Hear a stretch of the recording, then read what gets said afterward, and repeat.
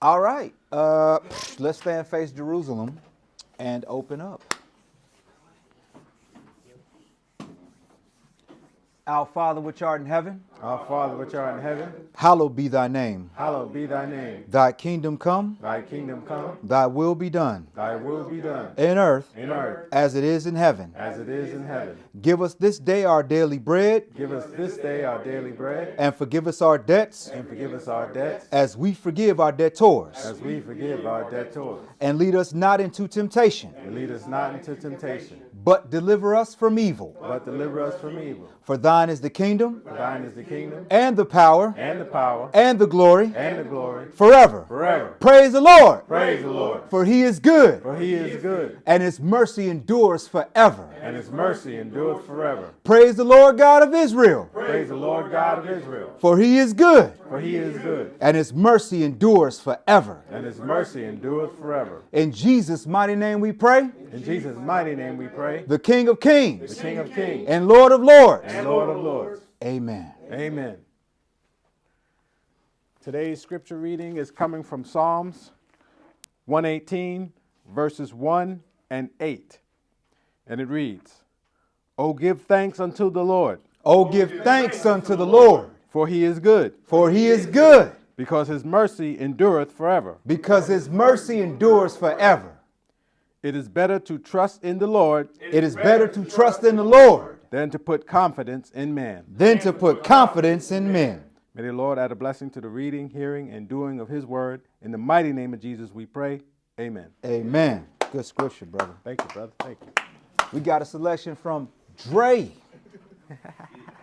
Andres, please let these people know what we need, baby. Let them know what we need.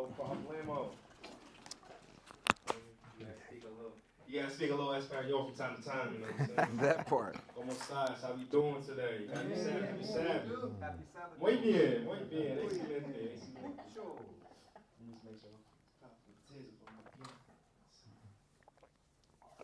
¿Dónde está el papá? How do you say? Está enfermo? Not feeling good? Okay. Hope you be here next time. I'm glad I saw him the last time, though, because you know I've been asking all the time about him. Amen. Where's Martin? Where's Martin? Tell Martin I said what's happening. Okay. Please. Most deaf, most Love deaf. that brother, man. All right, let's get to it.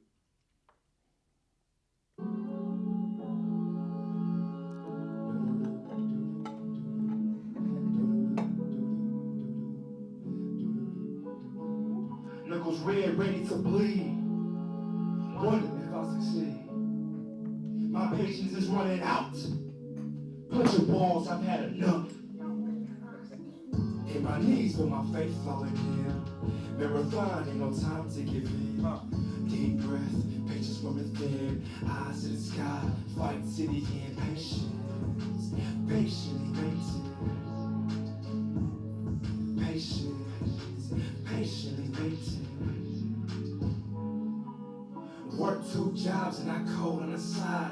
Hunt for a job too, take care of mines. Applications rejected every time. For every closed door, Christ on his mind. Saying that my resume ain't heard back. Only 23 head, got a ball patch. Snap the laptop, pissed off to the max. Trust the process, man, faith, what I lack. Pick up the phone, get a status update. Wish straight the voicemail, patiently wait. Look out the window, testing my faith. Eyes to the sky, but I will not break. Can't hurt me. Back in the race, submit an application next day. Endure the process, rhyme as I pace. Yeah, I take the wheel, grind as I wait. In my knees, but my faith falling down. Marathon, ain't no time to give in. Deep breath, patience from within. Eyes to the sky, fight to the end. Patience, patiently waiting. Patience, patiently waiting. Pull up to work, being tested again. 15 minutes for my shift will begin. Recline in the whip, look through my lens. Pick the front desk, who clocked in? There go, Brad, you know we bumping heads. Wanna sock through conversations in my head. A lot of rage, chose patience instead. Love your enemies, what the most I said. Co-workers, messing with my sales. Calm myself down before I end up in jail. Wanna spaz out, but I ain't got the bail. Money, smile through it all. Lovely, jumping over hurdles. Olympics, listen, I can take the heat in the kitchen. Winning, Chef Boyardee when I'm speaking. Seeking happiness, so I'm grinning. Hit my knees with my faith falling in. Marathon, ain't no time to give in. Deep breath, patience swimming thin. Eyes to the sky, fight to the end. Patience, patiently waiting. Patiently waiting. When I see Brad, big smile, Chuck E. Cheese, calm and collected, like what I see. End of the tunnel, push through and believe. Killing them with kindness, love your enemies. Search for the storage keys, hands in a drawer. Saw my gloves on, clean the bathroom slow. Balled up tissue all up on the floor. Rap as I sweep, working on my flow. Freestyle, wiping down these windows. I work for, yeah, that's my motto. Geeked up while I clean shut my dentos. Endure to the end, reach the end zone. Building up my faith, one brick at a time. Sharpen up my skills for this programming job. Trusting that Christ gave me peace of mind. Taking each day one step at a time. Hit my knees with my faith falling in. Marathon, ain't no time to give in. Deep breath, patience swimming thin. Eyes to the sky, fight to the end. Patience, patiently waiting. Patiently waiting.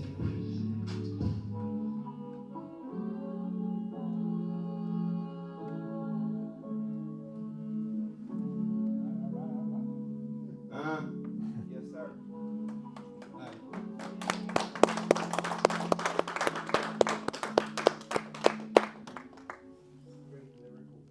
That part right there. Well put together there. Appreciate it. Very crafty.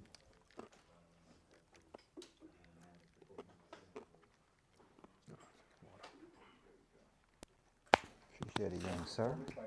Dope stuff, sir. Dope stuff. I gotta catch it. Talking about that roof. Man. Nah, I'm good. Right?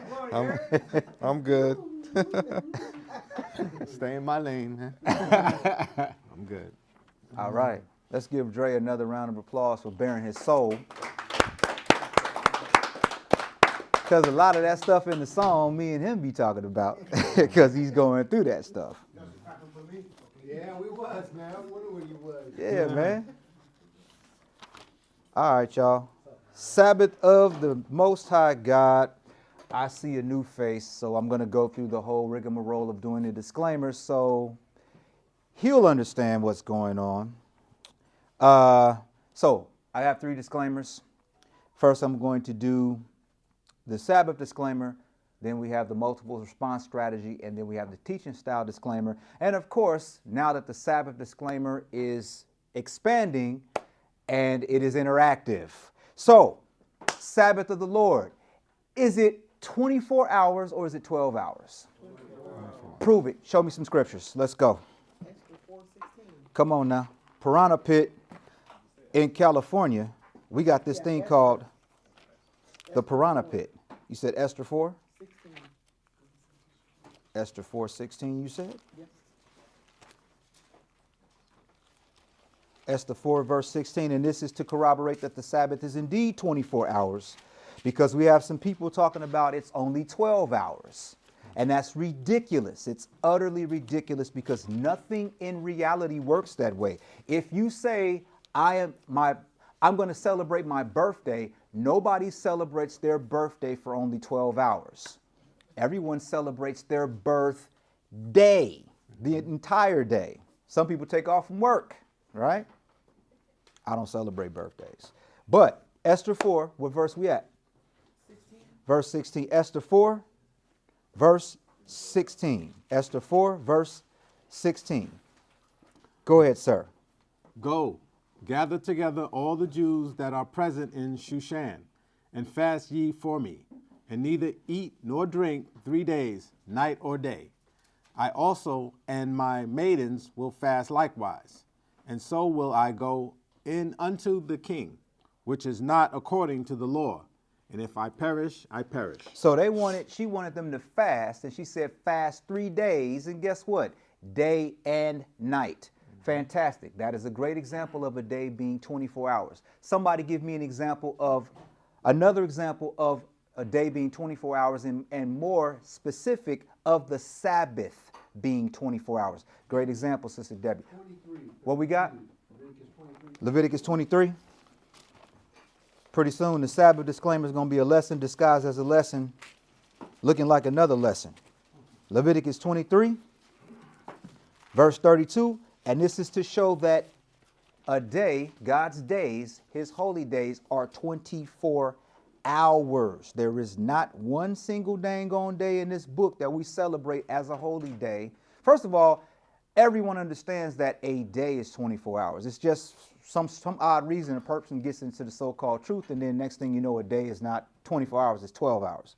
Leviticus 23, matter of fact, can we start at verse 31, Jaime? I don't want to hijack your verse, but can we bring it up? Let's verse 31.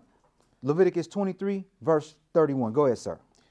Ye shall do no manner of work. It shall be a statute forever throughout your generations in all your dwellings. Come on. It shall be unto you a Sabbath of rest, and ye shall afflict your souls in the 9th day of the month at even, from even unto even. Read that again. It shall be unto you a Sabbath of rest, and ye shall afflict your souls in the 9th day of the month at even. At what? At even. Come on. From even unto even. Stop. Is that 24 hours? Yes, sir. Go ahead, sir. Shall ye celebrate your Sabbath. All right. I love it. Now, interactive also on the Sabbath disclaimer, or should I say with the Sabbath disclaimer or in the Sabbath disclaimer. What are some things that we are supposed to do today? Show me in the Bible. Leviticus 23 and 3. Leviticus 23, what now?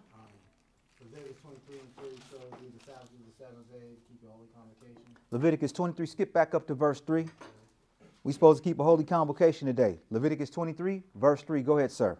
6 days shall work be done, but the 7th day is the Sabbath of rest and holy convocation. What now? And holy convocation. Come on. Ye shall do no work therein.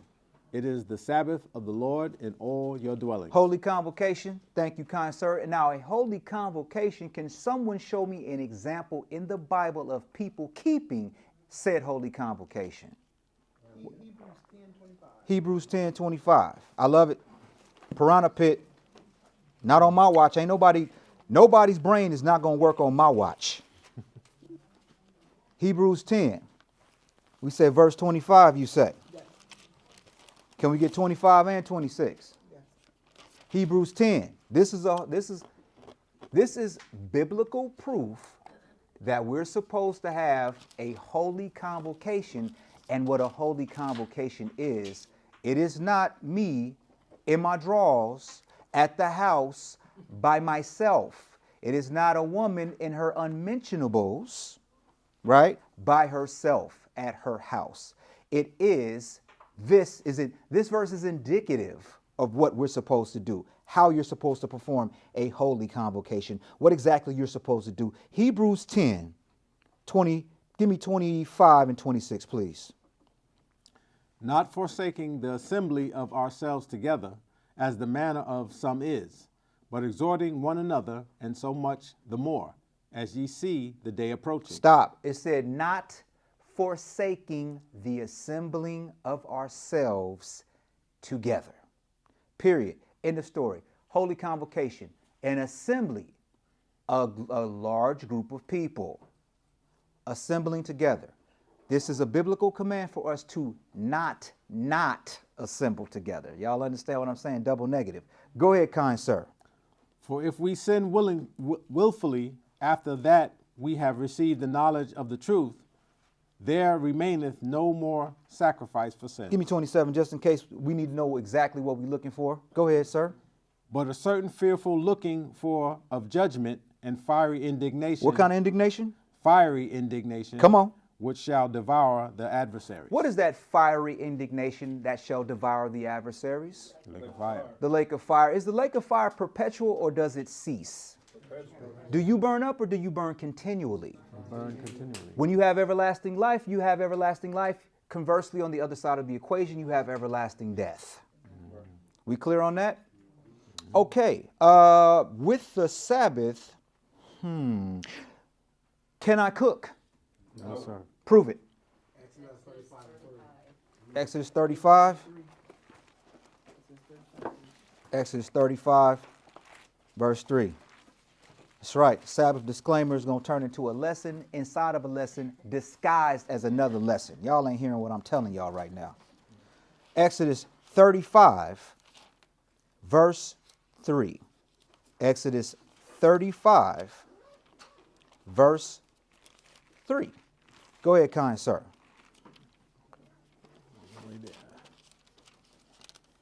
Ye shall kindle no fire throughout your habitations upon the Sabbath day. Can I boil? No, sir. Prove it. Ye shall kindle no fire throughout your habitations. We got that, but yeah. All right. Hold on. Let me use my brain. It is 15, right? Is it 15? 16. Exodus 16. Can I use a microwave on this day? Nope. Dre, what is the scientific principle of a microwave, sir? Intermolecular friction. Thank you, sir. And what does that mean? Boiling. Boiling. Right? It's called a microwave what? Oven. If you don't want to use the scientific principle of intermolecular friction, you just say, dude, it's called a microwave oven. And Exodus 35 says we're not supposed to kindle a fire, and more specifically, we're not supposed to do this. Exodus 16, start reading at verse 23. Exodus 16, verse 23. Go ahead, kind sir. And he said unto them, This is that which the Lord hath said. Tomorrow is the rest of the holy Sabbath unto the Lord. Bake that which ye will bake today, and seethe that ye will seethe, and that which remaineth overlay up for you to be kept until the morning. Keep reading. And they laid it up till the morning, as Moses bade, and it did not stink, neither was there any worm therein. So he's like, look, tomorrow is the day of the Sabbath. So what you're going to do, that's why the day before the Sabbath is called the preparation day, because Friday, while we're scrambling like maniacs to get all of our nice sandwiches and potato chips and chicken and everything else, because we know we can't purchase today, we cannot cook today, so we lay up in store for 2 days. And this is what the children of Israel did. And any other time when they didn't do this, the manna would stink and have worms. But this time, it did not stink because they were able, the Lord allowed it to last more than a 24-hour period. If someone thinks that a day isn't 24 hours, take them here and show them how long the manna lasted. The manna lasted for 24 hours, not just 12. Can we not be ridiculous, please? I think we've gotten enough of the Sabbath. Oh, can I, if I had a wife, can me and my wife... I just make the noise, right? How about get into an argument and cuss each other out and act crazy? No, sir. No? How about me and Aaron cuss each other out and act crazy? No. No? Take them to 1 Peter chapter 1. 1 Peter chapter what now? 1 Peter 1. 1 Peter 1. Okay. I'm a dude playing another dude disguised as another dude. That's the Sabbath disclaimer talking to me. 1 Peter what now? 1:14. 1 Peter 1, 14 through 16. 1 Peter chapter 1, 14 through 16. Love it. I love it. 1 Peter chapter 1, 14 through 16. What is we talking about? Go ahead, kind sir. As obedient children. As what kind of children? As obedient children. Okay, come on. Not fashioning yourselves according to the former lusts in your ignorance. Because everyone prior to coming to the knowledge of the truth, we were all ignorant and dumb. And even after we read a couple of verses in the Bible, we're still ignorant and dumb. That's why we have to keep under subjection this flesh. Go ahead, kind sir. I digress. Verse 15.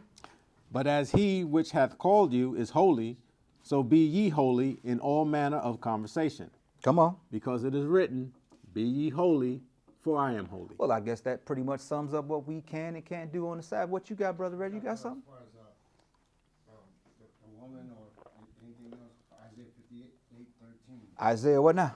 That's Isaiah 58. 13, talking to people on the phone about something secular. Come on, talk to me now. Isaiah 58. That's right, sir. Yes, sir. So you telling me we can't talk about the football game, the baseball game? If I was a woman and you was a woman, we can't talk about the Hollywood housewives of Atlanta? According to Isaiah 58:13, we can't do that. Isaiah 58, another thing on the Sabbath, we do not do our pleasures. I am not watching Cocaine Cowboys the night before, then get on the plane and come and preach to y'all, because the Sabbath day is a 24-hour period that is holy, right? Mm-hmm. Conversely, if I had a wife, me and my wife would not be doing the Macarena Friday night and then coming up in here, okay? Isaiah 58, we do not do our pleasure on this day, because this day is holy unto the Lord God of Israel. Isaiah 58:13, kind sir. Go ahead, sir. If thou turn away thy foot from the Sabbath, from doing thy pleasure on my holy day, and call the Sabbath a delight, the holy of the Lord honorable, and shall honor him, not doing thine own way. That's watching a football game, blah, blah, blah, going to the movies, blah, blah, blah, talking about stuff that ain't got nothing to do with God, not keeping his day holy, working out. You're not supposed to be in the boxing gym today, right? Go ahead, kind sir. Nor finding thine own pleasure. That means Joseph is not supposed to be playing video games today, Joe. No video games for you, bucko. Go ahead, sir. Nor speaking thine own words. Me and Reggie ain't chopping it up about whatever. We're not having locker room talk, Donald Trump voice. We're not talking about the Warriors, right? Go ahead, kind sir. 14. Then shalt thou delight thyself in the Lord. Come on. And I will cause thee to ride upon the high places of the earth, and feed thee with the heritage of Jacob thy father, for the mouth of the Lord hath spoken it. And we didn't do that, and that's why we're in captivity, because we did not. As simple as following the Sabbath, if we had did that, we'd still be in the land right now. All right, I think we have covered the Sabbath disclaimer. We know what we can and we can't do. You got one more? John 2:13-16. John 2, come on now. Come on, Jacob. John 2. Said chapter what now? John 2:13-16. John 2:13-16. I love it. I love it. I love it. I love it. I love it. So you telling me, Jacob, I can't go to Pilot and buy some gas for my semi truck so I can make it to drop my load off on time? Okay. I'm just asking a question.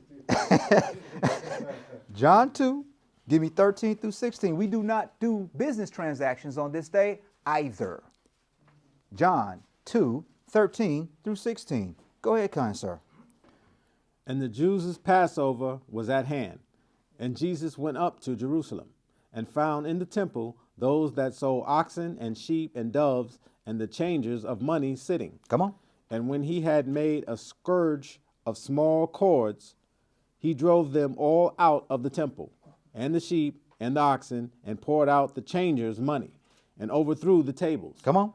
And said unto them that sold doves, Take these things hence, make not my father's house an house of merchandise. And this is why he did that. We know the Passover isn't a holy day. The day after the Passover is a holy day. But again, illustrating we're not supposed to be doing financial transactions. Thumbs up on that. This is why he did that. 17, kind sir. And his disciples remembered that it was written, The zeal of thine house hath eaten me up. Consumed with the zeal of the Lord's house, the Lord's temple. It should not have that kind of stuff going on in there. A den of robbers and thieves. That's what modern day churches are to this day, a den of robbers and thieves picking your pocket. I have a job. I don't need to placate you guys' little soft emotions. I just got to have this guy read the Bible, and y'all can feel how you want to feel. That being said, I think that's a perfect segue into the teaching style disclaimer, right? Now, better yet, skip that. Multiple response strategies.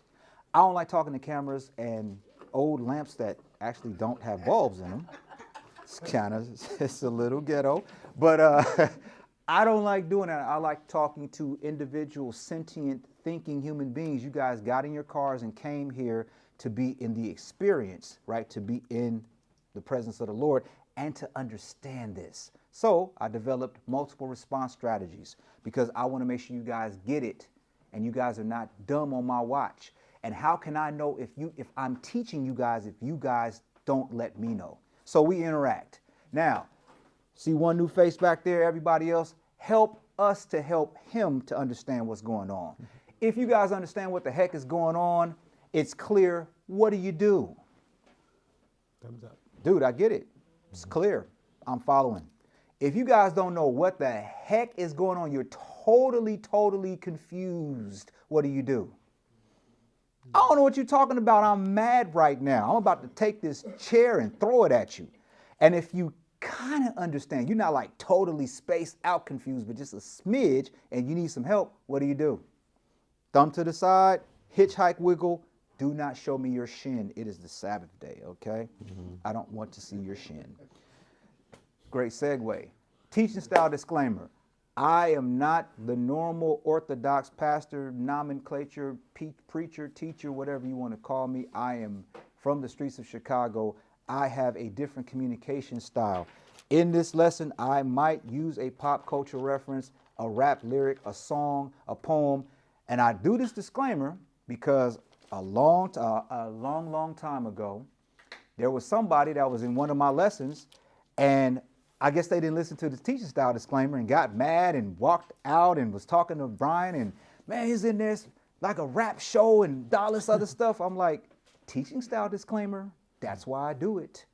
It's all to convey the word so it will get into your long-term memory, which is your prefrontal cortex, which is your hippocampus. So if I use some other method, or should I say some other word to convey it, it will stick in your mind, and it will trigger something from the lesson. All right? You guys understand what the heck I'm talking about. All right, here we go. The Eye of the Storm, Part 2, the Great Tribulation.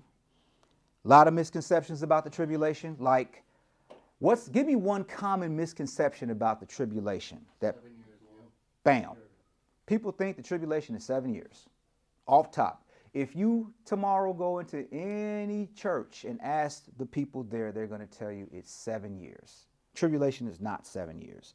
So whole lot of things that's going on in the tribulation or surrounds the tribulation, that's actually misinformation. Hopefully we can clear up a lot of misinformation today. Part 1 was kind of the introduction. Part 2, we're actually going to get inside of the tribulation when all hell breaks loose. So without further ado and me flapping, let's get to all hell breaking loose. Because the earth is going to turn into hell, literally. Not hellfire as in lake of fire, but the lake of fire is on the planet Earth also. It's not in existence yet, but that's a whole nother part of the lesson. Let's go to Jeremiah 30. Jeremiah 30. The Eye of the Storm, Part 2. The Eye of the Storm, Part 2, the Great Tribulation. Let's clear up some misconceptions about the tribulation. The Eye of the Storm, Part 2, the Great Tribulation. Let's get into it. Jeremiah 30. The Great Tribulation is also called this. Jeremiah 30, let's go 4 through 7. Jeremiah 30, 4 through 7, and read that thing, brother. And these are the words that the Lord spake concerning Israel and concerning Judah. A little bit louder, please. And these are the things that the Lord spake concerning Israel and concerning Judah. Come on. For thus saith the Lord, we have heard a voice of trembling, of fear, and not of peace. Ask ye now, and see whether a man doth travail with child. So does a man ever have a baby? No. Nope. Go ahead. Wherefore do I see every man with his hands on his loins, as a woman in travail, and all faces are turned into paleness. So he's like, do men have babies and go into labor? He's like, nah. Well, how come I see some men acting like they in labor, like they pregnant, about to deliver a child? That has to be a very scary concept for strong men to be acting like women about to give birth. Y'all ain't hearing me. Go ahead, kind sir. Verse 7, this is what it's called. Go ahead. Alas, for that day is great, so that none is like it. It is even the time of Jacob's trouble. Whose trouble? Jacob's trouble. Come on. But he shall be saved out of it. So when we talk about Jacob's trouble, the tribulation begins with Israel. It literally begins with Israel. According to Deuteronomy 30, 1-4, it starts with Israel preaching the right doctrine, recounting these curses to all nations, and then turning to our God and serving our God in spirit and in truth. And then it gets so bad that God has to save us from this captivity that we put ourselves in. You guys tracking with me? That's why it's called Jacob's trouble. Let's go to Matthew 24. Matthew 24.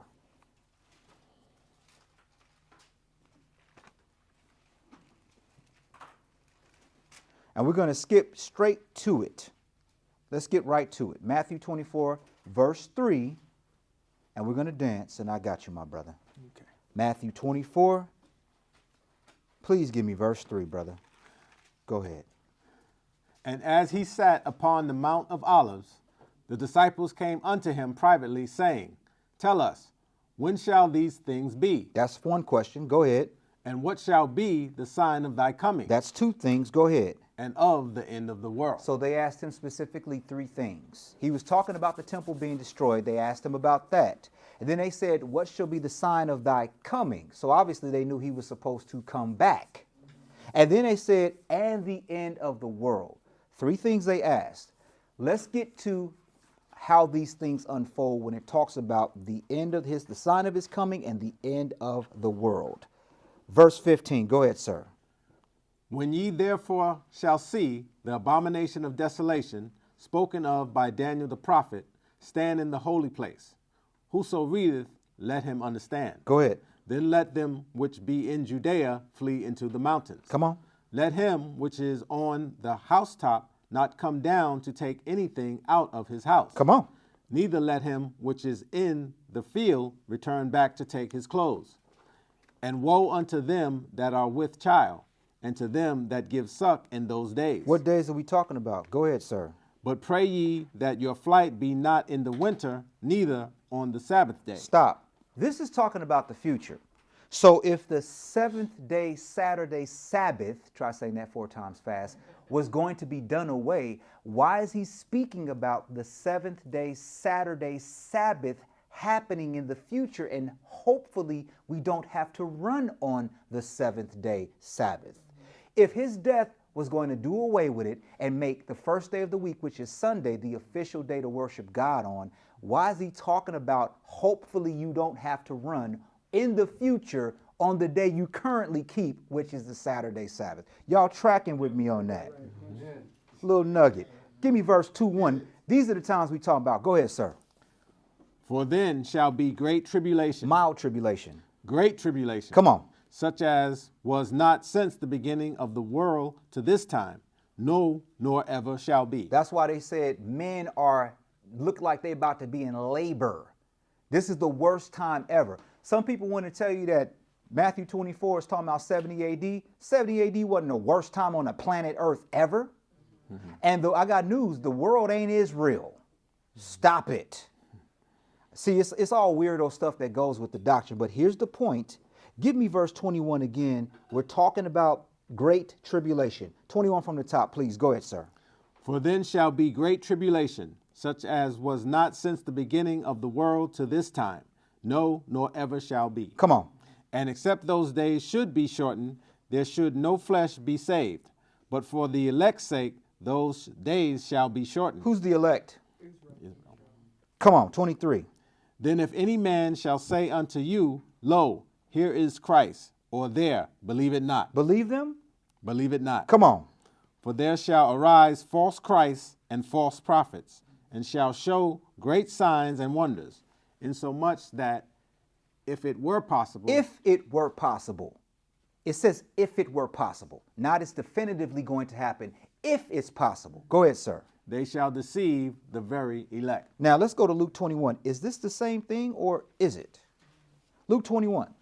Because see, between Matthew and Luke, the accounts focus on different aspects of it. Luke really focuses on a lot of the 70 AD scattered into the world part. I'll let the Bible show us. Luke 21, 5 through 8, and then we're going to dance. Luke 21, 5 through 8, and then we're going to skip. Are you guys tracking with me so far? We are following, you guys are following me, and we know that this is talking about the Great Tribulation, a time that is the worst time that has ever, that will ever be on the planet. Oh, man. Job saw the tribulation, and what did he tell God? Hide me in the grave, right? What does that mean in layman's terms? Kill me.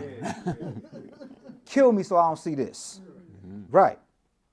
That part. That part. Luke 21. That's why he was like, do men give birth? No. Well, why they holding on to they breathing all hard, right? Yeah. Because when Job saw it, he was like, you know what? Can I be dead when this happens? Please? Like, has anyone ever asked God to kill them so they wouldn't have to see something? Probably not, right? That's all I'm trying to tell you. Like, that ain't 70 AD, Jack. Luke 21, we going 5 through skate. That's 8. Luke 21, 5 through skate, and we going to dance. I got you, brother. Go ahead. And as some spake of the temple, how it was adorned with goodly stones and gifts, he said, as for these things which ye behold, the days will come, in the which there shall not be left one stone upon another, that shall not be thrown down. So I skipped this discourse in Matthew, but here I'm picking up the discourse at the beginning. Go ahead, sir. And they asked him, saying, Master, but when shall these things be? And what sign will there be when these things shall come to pass? Notice it says, when shall these things be, and what sign will there be when these things shall come to pass? Go ahead, kind sir.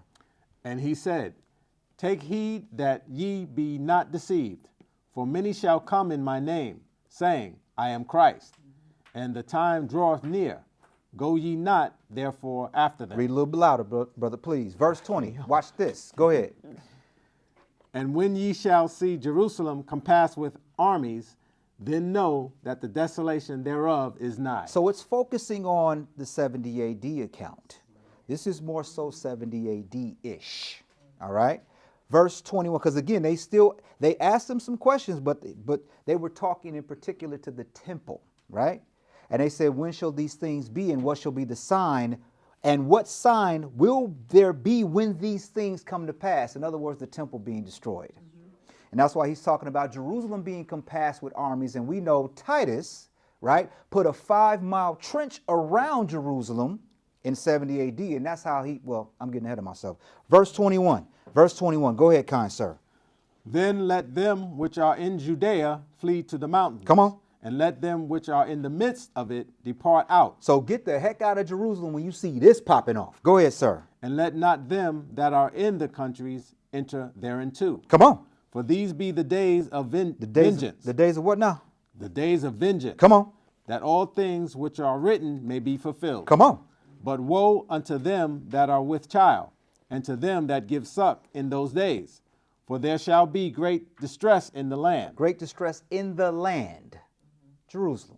Great distress in the land. Go ahead, sir. And wrath upon this people. Watch this. This is the time stamp of the events specifically. We're talking about this event right here. Go ahead, sir. 24. And they shall fall by the edge of the sword. Stop. Who is the they here? Israel. Go ahead, sir. Verse 24 from the top. Go ahead. And they shall fall by the edge of the sword, and shall be led away captive into all nations. No, just northern Europe. Into all nations. Just Poland. Into all nations. Just Czechoslovakia. Into all nations. Just Russia. Into all nations. And Jerusalem shall be trodden down of the Gentiles, until the times of the Gentiles be fulfilled. And Jerusalem shall be trodden down by the Gentiles until the times of the Gentiles be fulfilled. Now I know we're going, who's the Gentiles? Genesis 10. Biblical definition of Gentiles, not no banging on wax, weirdo Northern Kingdom, lost their passport and somebody got mad at some king because they lost a ephod in a dice game or something. No. Stop with the weirdo stuff. See, brother, the Northern Kingdom, they would never be called Jews. Well, according to 1 Chronicles 9, chapter 9, verse 1 through 4, we have Ephraim, Manasseh, Judah, and Benjamin living in Jerusalem. So I don't know what they talking about. They ain't reading the Bible. We are, they're not. But who are the Gentiles? Who are the Gentiles? It said Jerusalem shall be trodden down by the Gentiles until the times of the Gentiles, meaning an era of rulership, comes to an end. So we got to figure out who the heck the Gentiles are.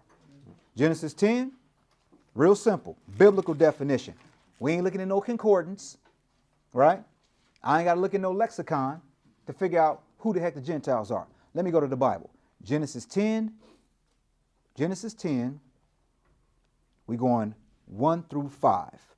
Genesis 10, 1 through 5. We're trying to establish who the Gentiles are so we can figure out the times of the Gentiles, the rulership of the Gentiles. Genesis 10, 1 through 5. Go ahead, kind sir.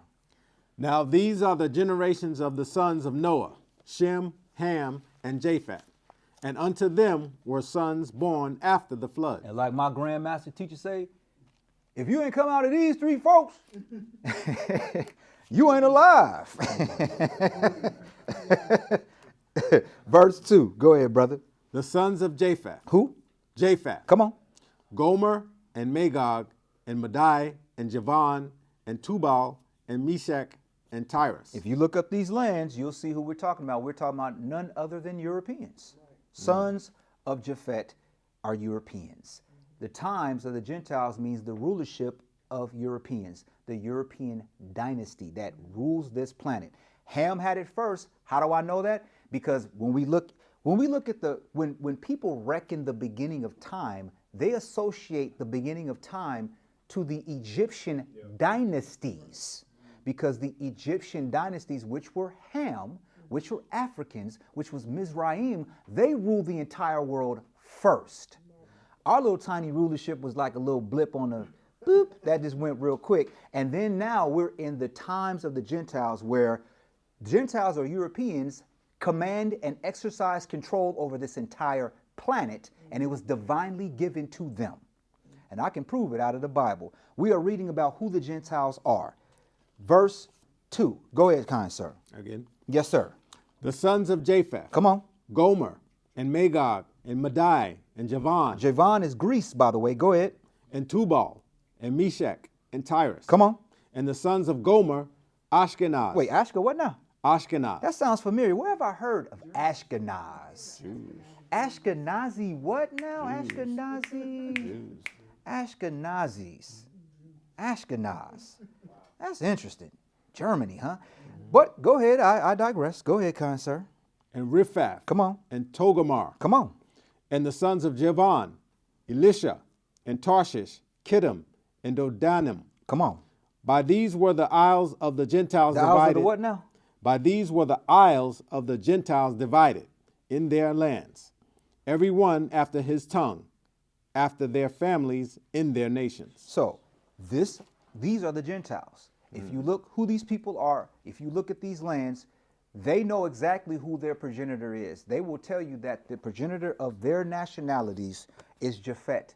In different languages, they call him different, like kind of broken versions of it, but it's always Japhet, Japheth, something like that. They have it in their history. They know where they came from. Okay, these are none other than Europeans.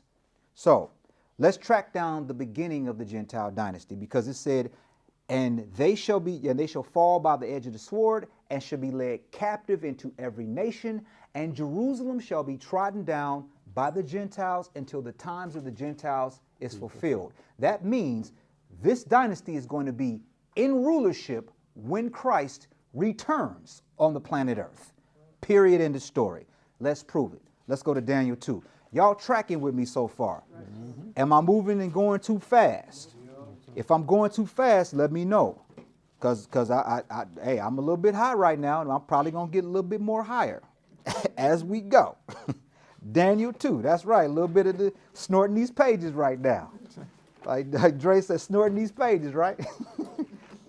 I'm flipping through.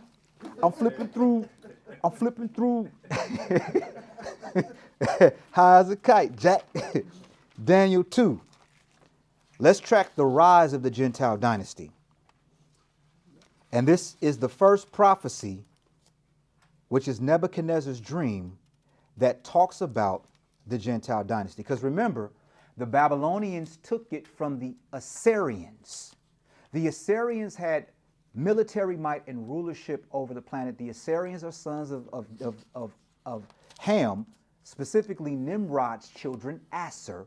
The Assyrians, Hamites, Hamitic people, Africans, so-called Africans, because Africa is named after Syrio Africanus, and Syrio Africanus was an Italian. So that's weird when we say someone is an African and they're not an Italian. And then again, we're African Americans, but Amerigo Vespucci and Syrio Africanus, so we're named after two European people, even though we black people. Which is, what are we talking? I'm confused, right? Are you confused, Jacob? I'm confused. I don't know what's going on right now. Daniel 2. Daniel 2. Let's track down the rise of the Gentile dynasty. Daniel 2. Let's go 31 through 45. Daniel 2, 31 through 45. This is the prophecy of the rise of the Gentile dynasty. Daniel 2, 31 through 45. Go ahead, sir. Thou, O king, sawest, and behold, a great image. This great image, whose brightness was excellent, stood before thee, and the form thereof was terrible. So we're talking about this statue. And what happened was Nebuchadnezzar had a dream, but he forgot the dream. And then he put a proclamation out. Somebody tell me this dream that I had. Someone interpret this dream that I had. And everybody's like, well, tell us the dream and we'll interpret the dream. He's like, no, you tell me the dream and interpret the dream because I forgot the dream. And if you don't tell me the dream and interpret the dream, I'm going to cut your head off. And they said, let's go get the slaves and throw him to Nebuchadnezzar while we figure out a way to run out of here. So what Daniel did was pray to the Most High God because God gave him discernment in visions and dreams, right? So when they put him before the king, he was like, so let me tell you what's popping. It was a statue. Y'all caught up to speed on where we at because we just kind of dove into it. Verse 32. Go ahead, sir. This image's head was of fine gold. What kind of gold? Fine gold. Come on. His breast and his arms of silver. His belly and his thighs of brass. Come on. His legs of iron. His feet part of iron and part of clay. Come on. Thou sawest till that a stone was cut out without hands. Stop. A stone cut out without hands. The stone that the builders rejected. Oh, I'm getting ahead of myself. 34 from the top. I just let the cat out of the bag. Go ahead, sir. Thou sawest till that a stone was cut out without hands, which smote the image upon his feet, that were of iron and clay, and brake them to pieces. Notice this stone hit the feet. It didn't hit the head. It came at the end of the rulership. The feet, the stone that was cut out without hands hit the feet. Now, typically, okay, say for instance, you doing a fight. There's two ways to knock somebody out, right? Well, typically you sock them in the jaw, you give them a head shot, that takes them out, right? You can give somebody a couple of body shots, they'll be laying there, but you want to knock somebody out, you dome them, right? But this is a little bit different. This is a little bit different, but the same effect. 35. Go ahead, sir. Then was the iron, the clay, the brass, the silver, and the gold broken to pieces together, and became like the shaft of the summer threshing floors. And the wind carried them away, that no place was found for them. And the stone that smote the image became a great mountain, and filled the whole earth. That stone destroyed the statue, the image, by hitting its feet, crumbled the whole thing, and it blew away like it never existed. And then that stone became a mountain and filled the whole earth. This is a prophecy talking about Christ's kingdom. That's what this is for. But notice what it hit was a image, and that image is the Gentile rulership, the Gentile dynasty, the European dynasty. Facts. Europeans, descendants of Europeans run the world. If you don't believe me, go in your wallet, pull out a dollar bill. Whose face is on it? Okay? I'm just keeping it 100. 36. Here's the interpretation. Go ahead, sir. This is the dream, and we will tell the interpretation thereof before the king. Come on. Thou, O king, art a king of kings, for the God of heaven hath given thee a kingdom, power and strength and glory. The God of heaven, the God of Israel, has given you your dominion and rulership. Don't get it twisted, Nebuchadnezzar. Go ahead, kind sir. 38. And wheresoever the children of men dwell, the beasts of the field and the fowls of the heaven hath he given into thine hand, and hath made thee ruler over them all. Thou art this head of gold. So the first kingdom is Babylon. And remember, Babylon took the rulership from Assyria. Verse 39. Go ahead, sir. And after thee shall arise another kingdom, inferior to thee, and another third kingdom of brass, which shall be rule over, which shall bear rule over all the earth. We're talking about the Medes and the Persians being the silver. They're inferior. Silver is inferior to gold, just like brass is inferior to silver and gold. And that brass is the Greeks, which turns into the Greco-Roman Empire. So all of these are the same rulership. That's why it's the same statue. Babylon, Medes and the Persians, and then the Greeks, and then it talks about those toes, those 10 toes. Verse 40, brother. Verse 40, go ahead. And the fourth kingdom shall be strong as iron, for as much as iron breaketh in pieces and subdueth all things, and as iron that breaketh all these, shall it break in pieces and bruise. Break in pieces and bruise. Rome is the iron and clay toes, the Greco-Roman Empire. The Greco-Roman Empire turns into the Holy Roman Empire. And if you think that we are not under a Roman rulership, go to the Senate. Look inside the room of the Senate and you will see the fasci. Look on your dollar bill, you'll see like the little Julius Caesar crowns, all of like it's all Roman Empire, Holy Roman Empire influence. We are still under Roman rulership to this day. The Catholic Church House has how many members in it? Billions, right? About 1 billion? What is the largest religion on the planet? Catholicism.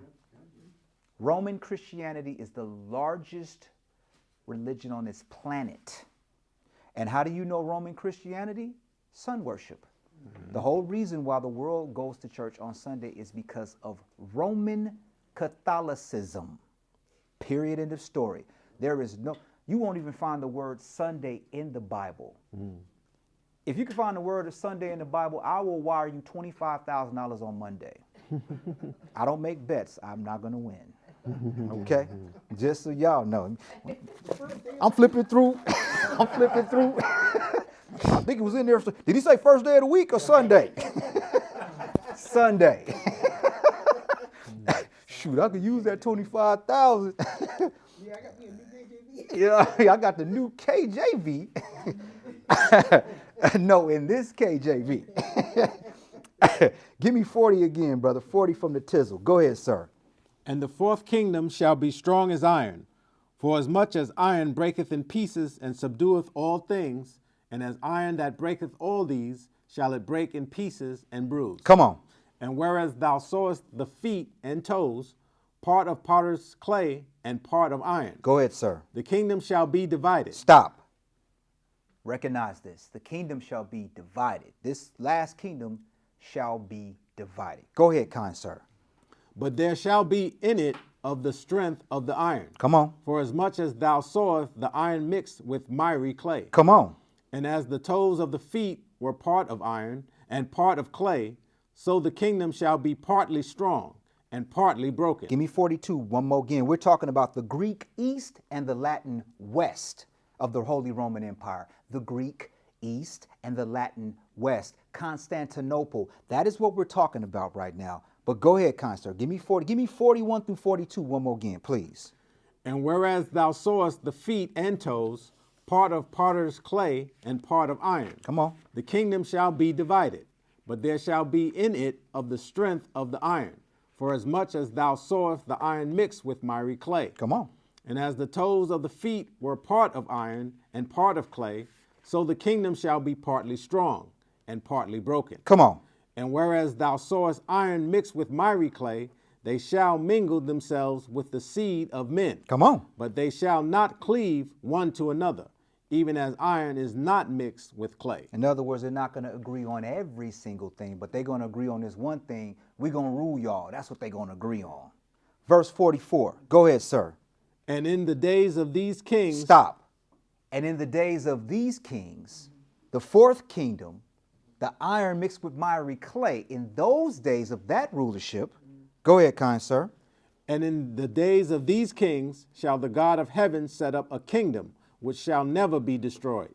And the kingdom shall not be left to other people. Stop. What does that mean? The kingdom shall not be left to other people. What does that mean? No, it's going to be ruled by human beings, but what human beings? Because remember the time frame we're talking about. It's going to be immortals, and what else during this time frame? That's right. And who is going to run the world? That's all I'm trying to say. Point blank, period. Give me 44 again, sir. 44 again. Go ahead. And in the days of these kings shall the God of heaven set up a kingdom which shall never be destroyed. Come on. And the kingdom shall not be left to other people. In other words, ain't nobody but Israel. And we have to understand, when I say this, I'm talking about Jesus Christ runs the world, and his people are the ambassadors of God doing our job fairly and properly. Israel is going to run the planet. Straight up. We just read where it says the kingdom will not be left to other people. Right. Period. If Israel had to deal with what God wanted us to do, what would be going on right now? Still be in the kingdom doing what? That's all I'm saying. Straight up. So this is basically a proper do-over, what this is. But it takes time. Jacob has to be in trouble. It's called Jacob's trouble. So we have to get, like they say, it has to get worse before it gets better. Yep. It has to get worse before it gets better. Y'all following me on that analogy? It has to get worse before it gets better. Go ahead, kind sir. But it shall break in pieces and consume all these kingdoms, and it shall stand forever. Just for a little while. It shall stand forever. 45. For as much as thou sawest that the stone was cut out of the mountain without hands, and that it break in pieces the iron, the brass, the clay, the silver, and the gold. Come on. The great God hath made known to the king what shall come to pass hereafter. And the dream is certain, and the interpretation thereof sure. Said the dream is certain. Without question, that's going to happen. And the interpretation I'm telling you from God is most definitely what it is. Now, we got the last kingdom, or the Gentile rulership, will be around until the second coming of Christ. Now, the Babylonian Empire ruled from 606 BC to 539 BC. The Medo-Persian Empire ruled from 539 BC to 331 BC. The Greek Empire ruled from 331 BC to 146 BC. And the Roman Empire ruled from 146 BC to like 476 AD, when it took a little dip and dive. But you better believe this one thing. We are still under Roman rulership to this day. The entire system is Roman, period, in the story. Greco-Roman, because it transferred from the Greeks to the Roman. That's why they called it Greco-Roman. That's why they have Greco-Roman wrestling. Greco-Roman.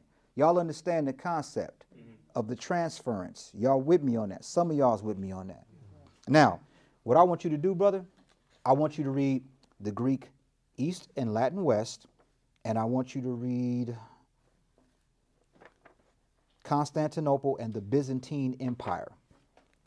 This is to substantiate when we talk about the toes of clay and miry clay and iron. Go ahead, sir. Greek East and Latin West are terms used to distinguish between the two parts of the Greco-Roman world. Stop. The two parts. Miry clay and iron. Clay and iron. Go ahead, kind sir.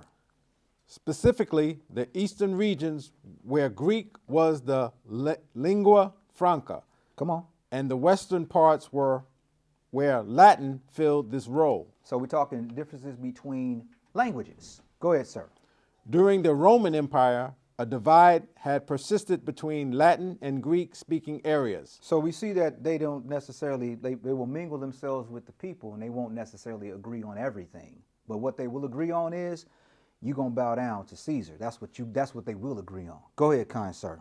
This divide was encouraged by administrative changes in the empire's structure between the 3rd and 5th centuries, which led ultimately to the establishment of separate Eastern and Western Roman empires. Y'all understand that? Two separate, under the same empire, but separate locations. Go ahead, sir.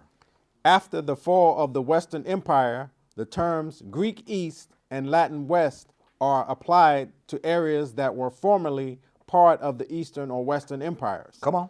And also to areas that fell under the Greek or Latin cultural sphere, but which had never been part of the Roman Empire. Do you guys see the difference between the clay and the iron, the 10 toes?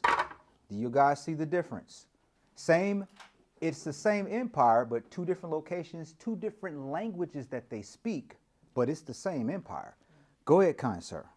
In this sense, particular attention is given to differences in Christianity in the two parts, specifically between Western Christianity and Eastern Christianity. Come on. I'm up to Constantinople now. Yeah, hit me with Constantinople. Constantinople was the capital city of the Roman, Byzantine, Latin, and the Ottoman empires. So that's my main man, Constantine.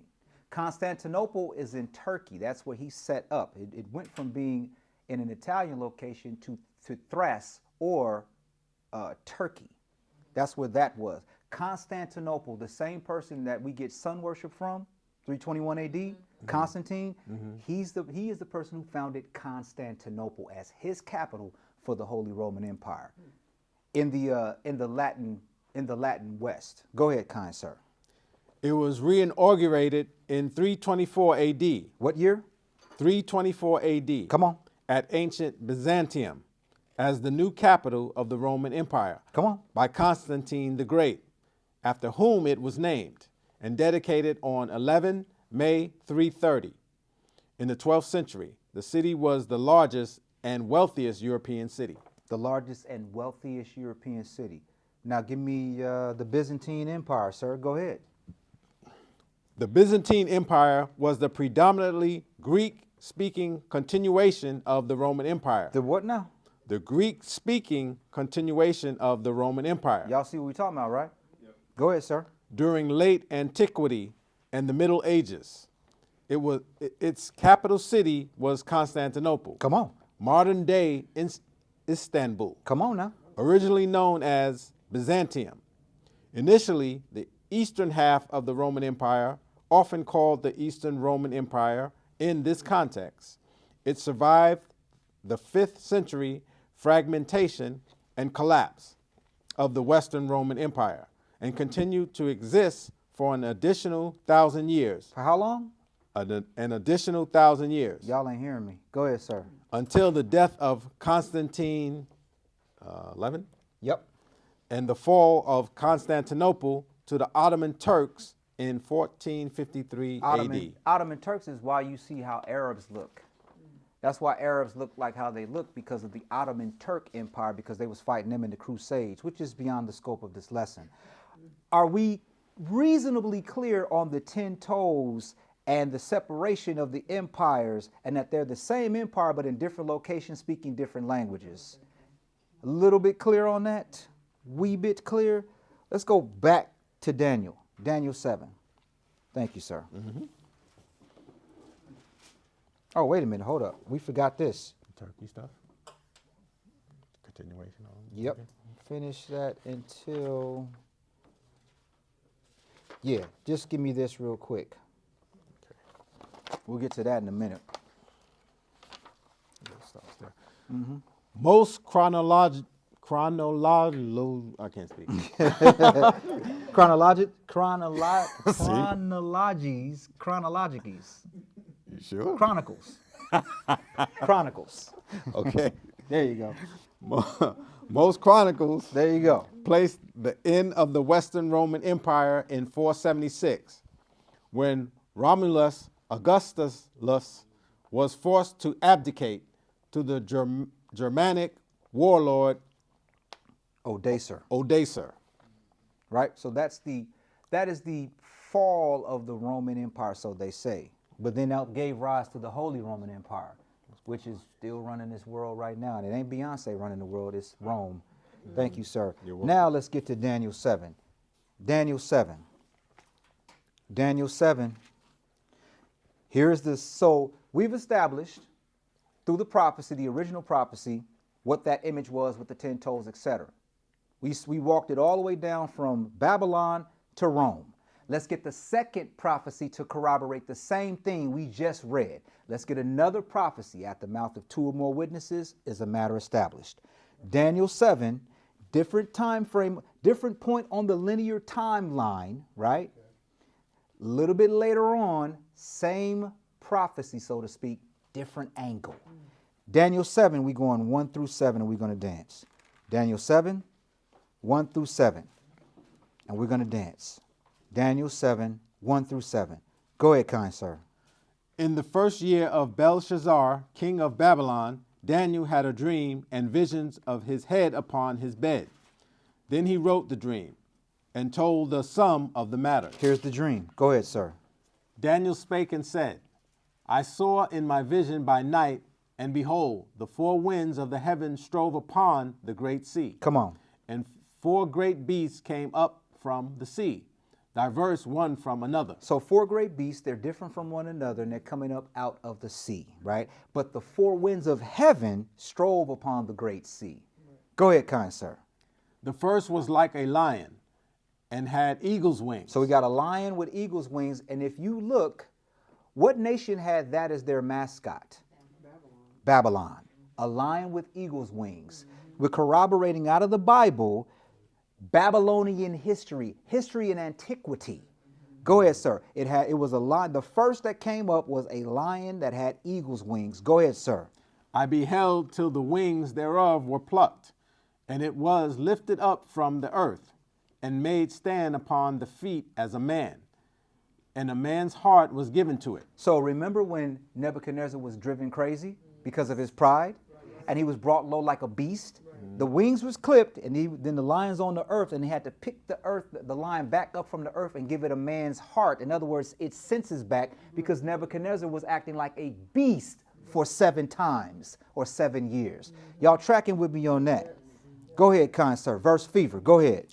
And behold, another beast, a second, like to a bear. Come on. And it raised up itself on one side, and it had 3 ribs in the mouth of it, between the teeth of it. Come on.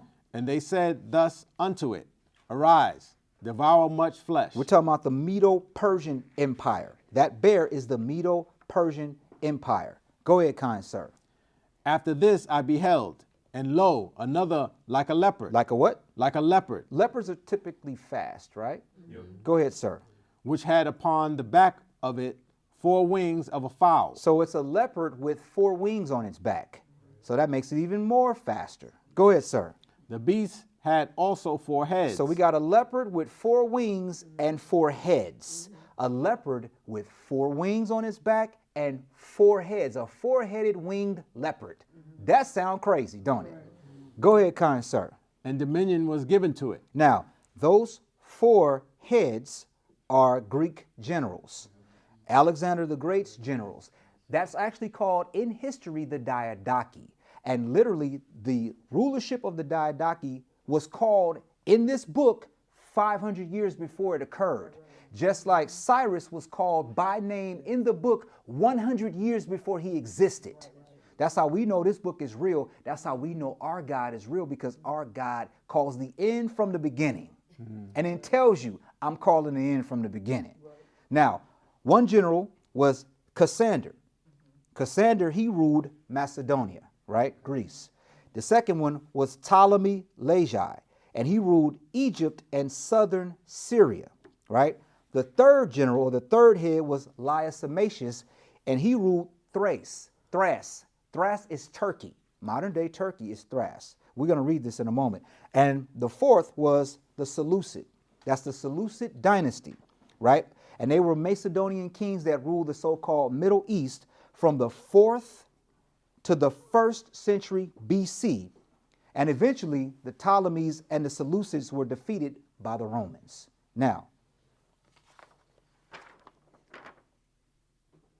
you know what? We're going to wait on that. We're going to wait on that. So y'all clear on the generals. Cassander, Ptolemy, Lysimachus, and Seleucid. Those are the 4 generals. Each one of those generals represents a head of that leopard. Verse 7. Now watch this. After those 4 generals, the leopard with the 4 heads with the 4 wings, this is what we got. Go ahead. After this, I saw in the night visions, and behold, a 4th beast. What kind of beast? A 4th beast. That's a lion, a lion beast, right? Nope, this is a 4th beast. Just says a beast. This rulership is so terrible, there isn't an animal in the animal kingdom to illustrate what it's like, its mannerisms. It's just called a beast because it's that bad. Just like when they say, all the New York rappers would say, we in the belly of the beast. Right. This is the beast whose belly that we in right now. Y'all ain't hearing me. Verse 7 from the top. Go ahead, sir.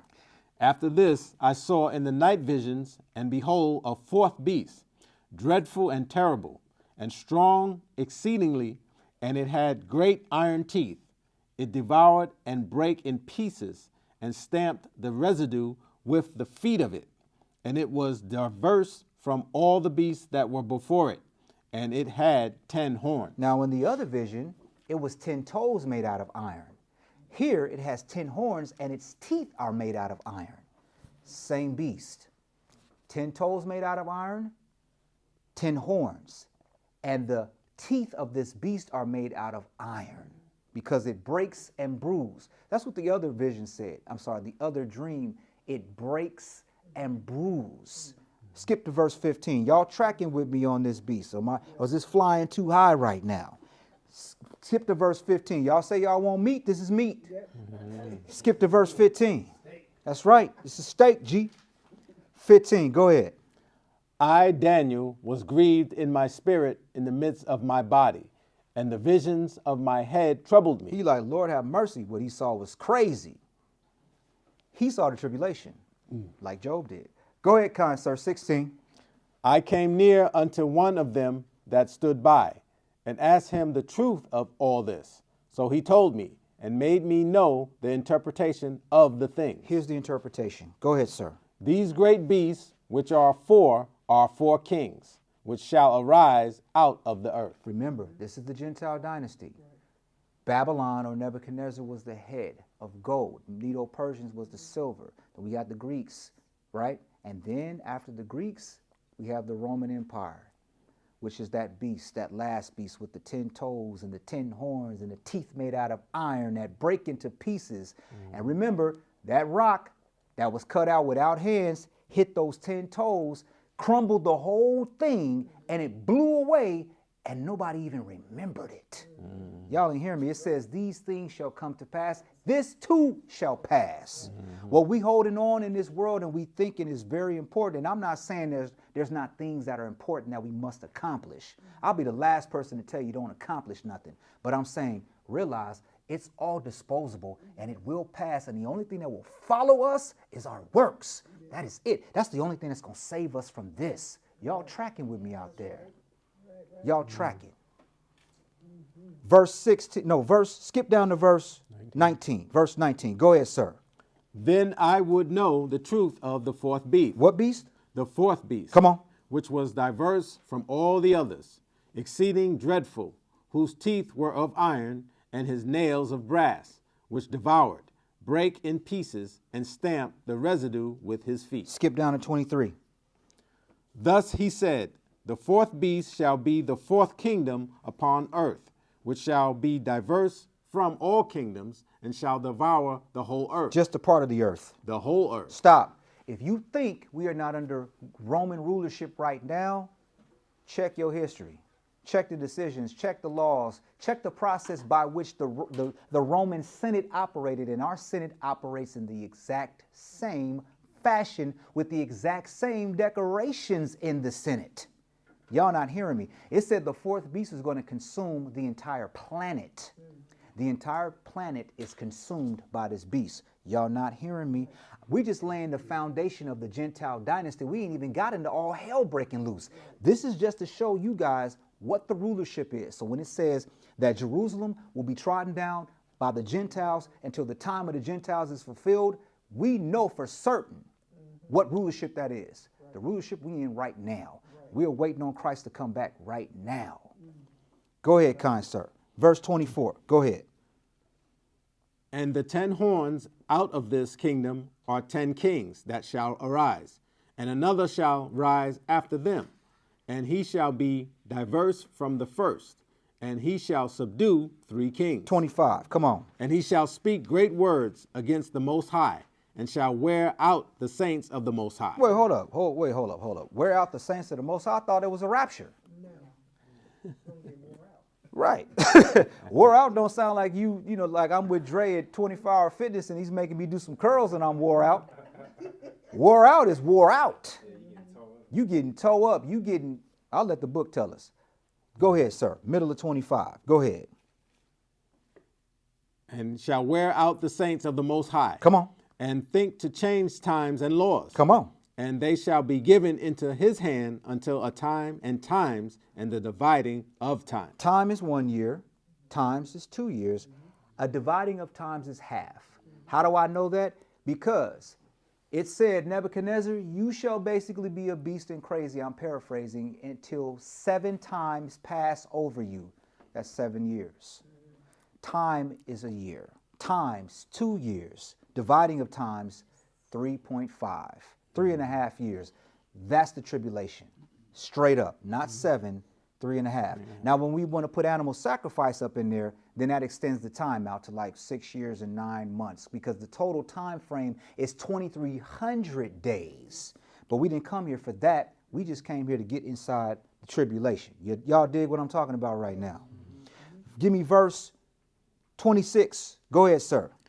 But the judgment shall sit, and they shall take away his dominion, to consume and to destroy it until the end. That was that rock, 27. And the kingdom and dominion and the greatness of the kingdom under the whole heaven. No, inside heaven. Under the whole heaven. Floating in heaven. Under the whole heaven. This kingdom is under the whole heaven. This kingdom is under the whole heaven. There's 3. It's under the whole heaven on the first heaven, which is earth. Under the whole heaven. This kingdom is under the whole heaven. Right. Not in heaven with grandma, big mama. Y'all know what I'm talking about? Not Auntie Shirley, right? Y'all dig what I'm talking about? Or should I say y'all dig what the book talking about, not me. 27 again, they ain't hear you about that said the kingdom and dominion and the greatness of the kingdom in heaven hanging out with the angels and Tupac. That's what that said, because, you know, it's thug heaven with Tupac, right? Everybody got their version of heaven, right? Thug heaven. What is that, right?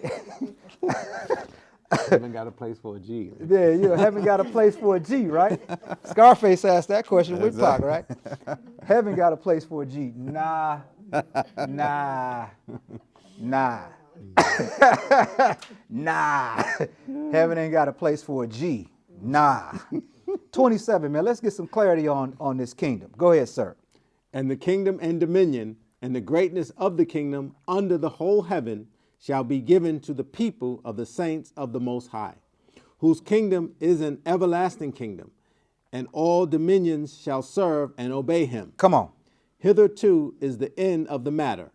As for me, Daniel, my cogitations much troubled me. He's like, man, them thoughts was something else in my head. Go ahead. And my countenance changed in me, but I kept the matter in my heart. Again, this is the last kingdom or rulership that will be around until the second coming of Christ. Let's go to Revelation 13. Now, let's see the same thing, but let's see a different picture, the final conglomeration of it. Let's see the final amalgamation and conglomeration of this kingdom, this dynasty. this Gentile rulership. Revelation 13. See, as we read the Bible, you'll still see reoccurring themes. 10 toes, 10 horns, 10 crowns, 10 this. You know, it's the same reoccurring theme because it's the same kingdom. Revelation 13. We going, y'all tracking with me out here. Revelation 13, we going 1 through skate, that's 1 through 8. Revelation 13, 1 through 8. Go ahead, kind sir. And I stood upon the sand of the sea, and saw a beast rise up out of the sea, having 7 heads and 10 horns, and upon his horns 10 crowns, and upon his heads the name of blasphemy. The heads are the foundations, the horns are the rulers, and the crowns is the power and authority by which it is able to operate. I'm going to say it again. The heads are the foundations, the horns are the rulers, and the crowns is the power and the authority. Verse 2, go ahead, sir. And the beast which I saw was like unto a leopard, and his feet were as the feet of a bear, and his mouth as the mouth of a lion. And the dragon gave him his power and his seat and great authority. Who's the dragon? Satan. So Satan is giving this beast its ability to move. The power is coming from Satan. And is Satan out of control, or is Satan still under control of God? Under control of God. Right. So the Lord is allowing Satan to give power to this beast to wreak havoc on the planet. You know why? Because men hate good. So like the Lord, like when the children of Israel was asking for quail, what did the Lord say? Okay. Y'all want some quail? Okay. I'm going to give you so much quail it comes out of your nostrils. And while they sitting there eating quail, what happened to some of them? They choked. God don't play. God is ruthless. I know everybody has painted God as this powder puff hippie dude with some sandals on, but it describes him as when he comes back having a head with crowns upon it and a garment soaked in what? Blood. It said Clorox, right? A garment soaked in Clorox. No stains on it, right? No. Right. Eyes of flaming fire with wearing a garment that is stained with blood. That's the God we serve. So when it talks about God allowing Satan to allow this dynasty, this rulership to do what it's going to do, you better believe it's going to be perfect destruction. Imagine the Inquisition, but with better technology. Y'all understand that? The Inquisition with better technology, with drones and cameras to find you if you hiding. Right. Y'all hear what I'm saying? Right. Y'all not hearing me. That's why Job was like, I'd rather be dead than experience this. That part right there. You understand what I'm talking about? You understand what I'm talking about? Turn your car off, turn your money off, turn everybody against you. And then like it's kids right now killing themselves because they can't take pressure online. But I mean, back in the days, we had bullies. You just square up with your bully and just give them that 2-piece, 3-piece, right? Nowadays, kids have they are killing themselves because they can't take people making negative comments on their social media page.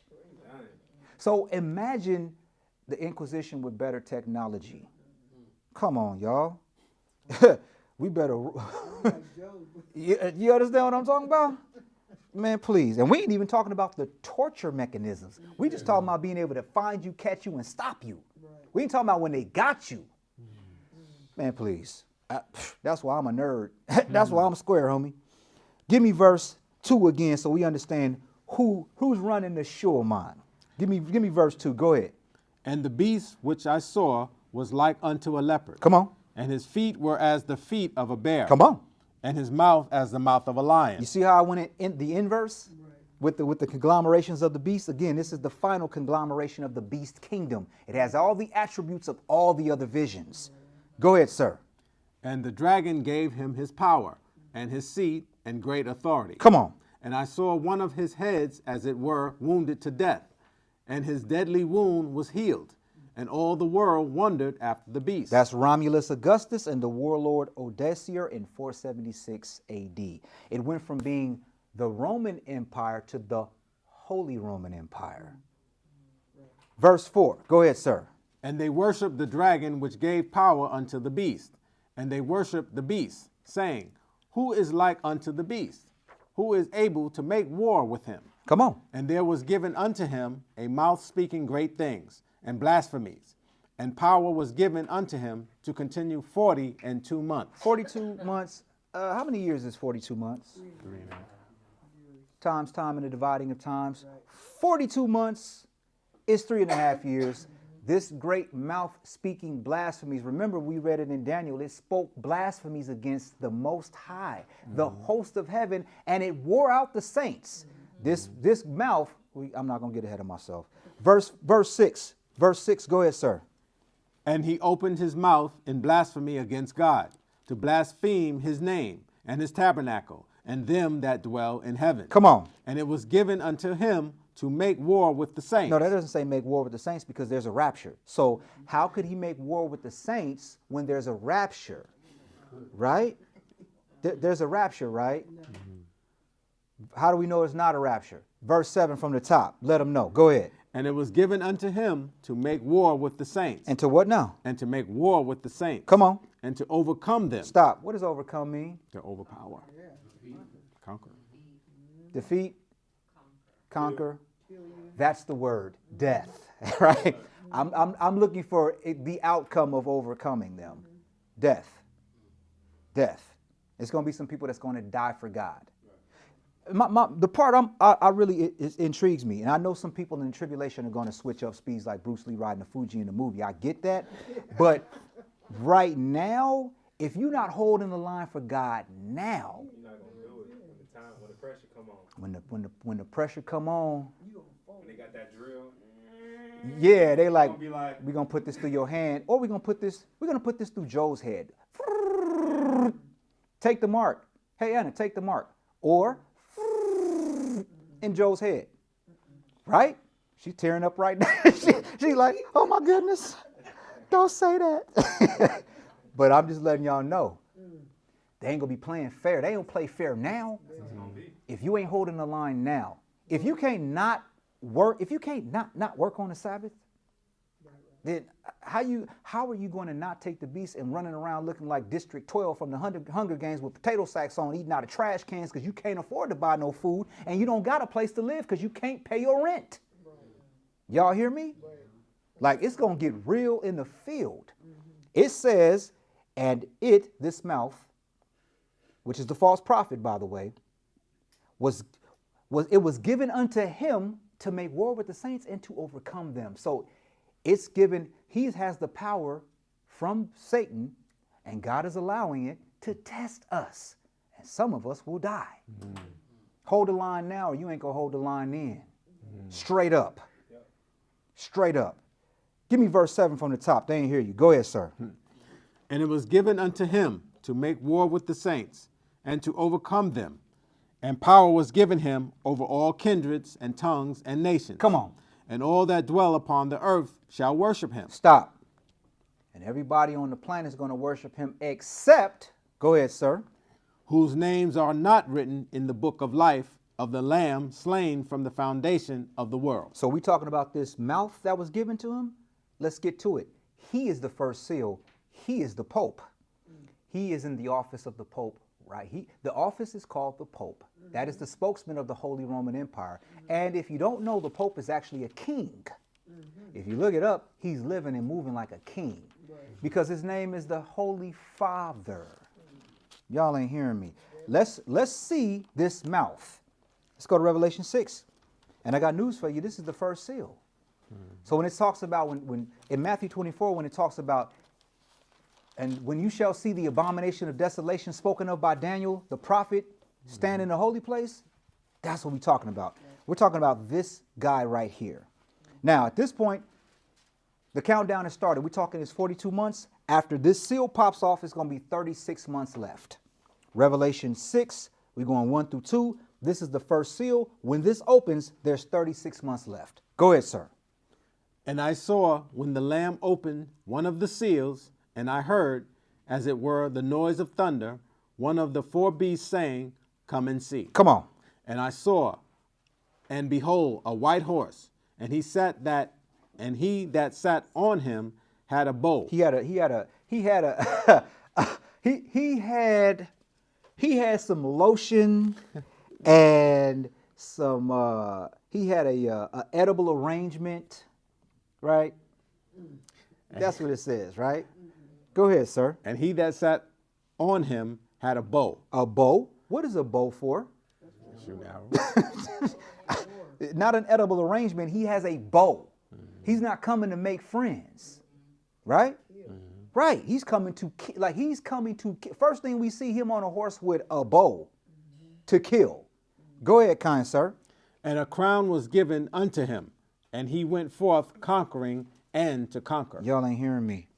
42 months, 7 seals. Every seal pops every 6 months. A seal is every 6 months. A new seal is every 6 months. Point blank, period.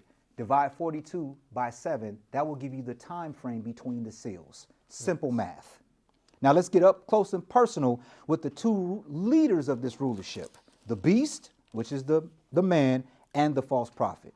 The beast is the man that makes war, and the false prophet is the one that makes war, but in a nice rub your back kind of way. Hopefully y'all understand it. Back to Revelation 13. Revelation 13. Revelation 13. Back to Revelation 13. And there was a mouth given unto the beast to speak great things and blasphemies, and the power was given to him to continue 42 months. Revelation 6, the first seal is the false prophet. It is this man of sin, the son of perdition. Back to Revelation 13, we're going 11 through 15. Revelation 13, 11 through 15. Go ahead, kind sir. And I beheld another beast coming up out of the earth, and he had 2 horns like a lamb. 2 horns like a lamb, and he spake as a dragon. Remember in Daniel 7:24, horns is kings, right? 2 horns like a lamb, but he spake like a dragon. So he looks like these 2 horns look like they coming to do a good favor and good service to people, but it spoke like a dragon. Y'all ain't hearing me. Y'all ain't hearing me. It said by flatteries, and that's in Daniel 11. We'll get to that. Verse 12. Go ahead, sir. And he exerciseth all the power of the first beast before him, and causes the earth and them which dwell therein to worship the first beast, whose deadly wound was healed. The religion of Rome. Y'all gonna be, everybody's gonna, look, either you're gonna be a Roman Catholic or you ain't gonna be nothing when this pops off. And I don't care if you Muslim, I don't care if you Buddhist, if you're not a Roman Catholic, you got a problem. You in the Hunger Games. You running around hiding. You running away from the dark seekers. Y'all not hearing me. The first beast whose deadly wound was healed, the Roman Empire. You better worship like Rome. Y'all not hearing me.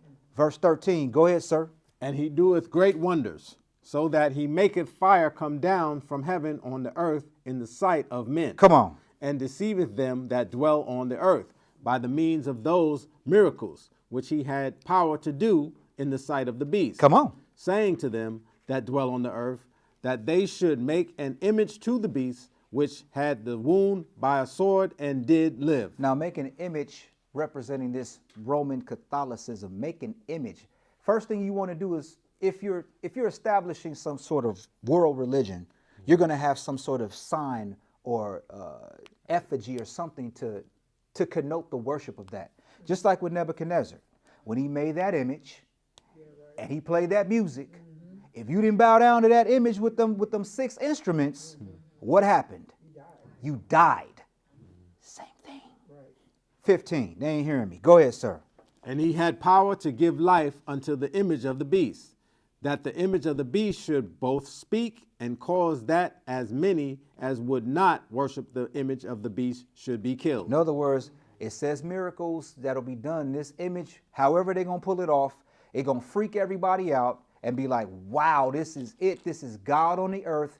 He's sitting in the temple as God, showing himself that he is God. This is his image. This is his representative of his image. And the image, not the person, the image is going to speak and freak everybody out. Don't know how it's going to go. And they're going to be like, okay, time to worship this image.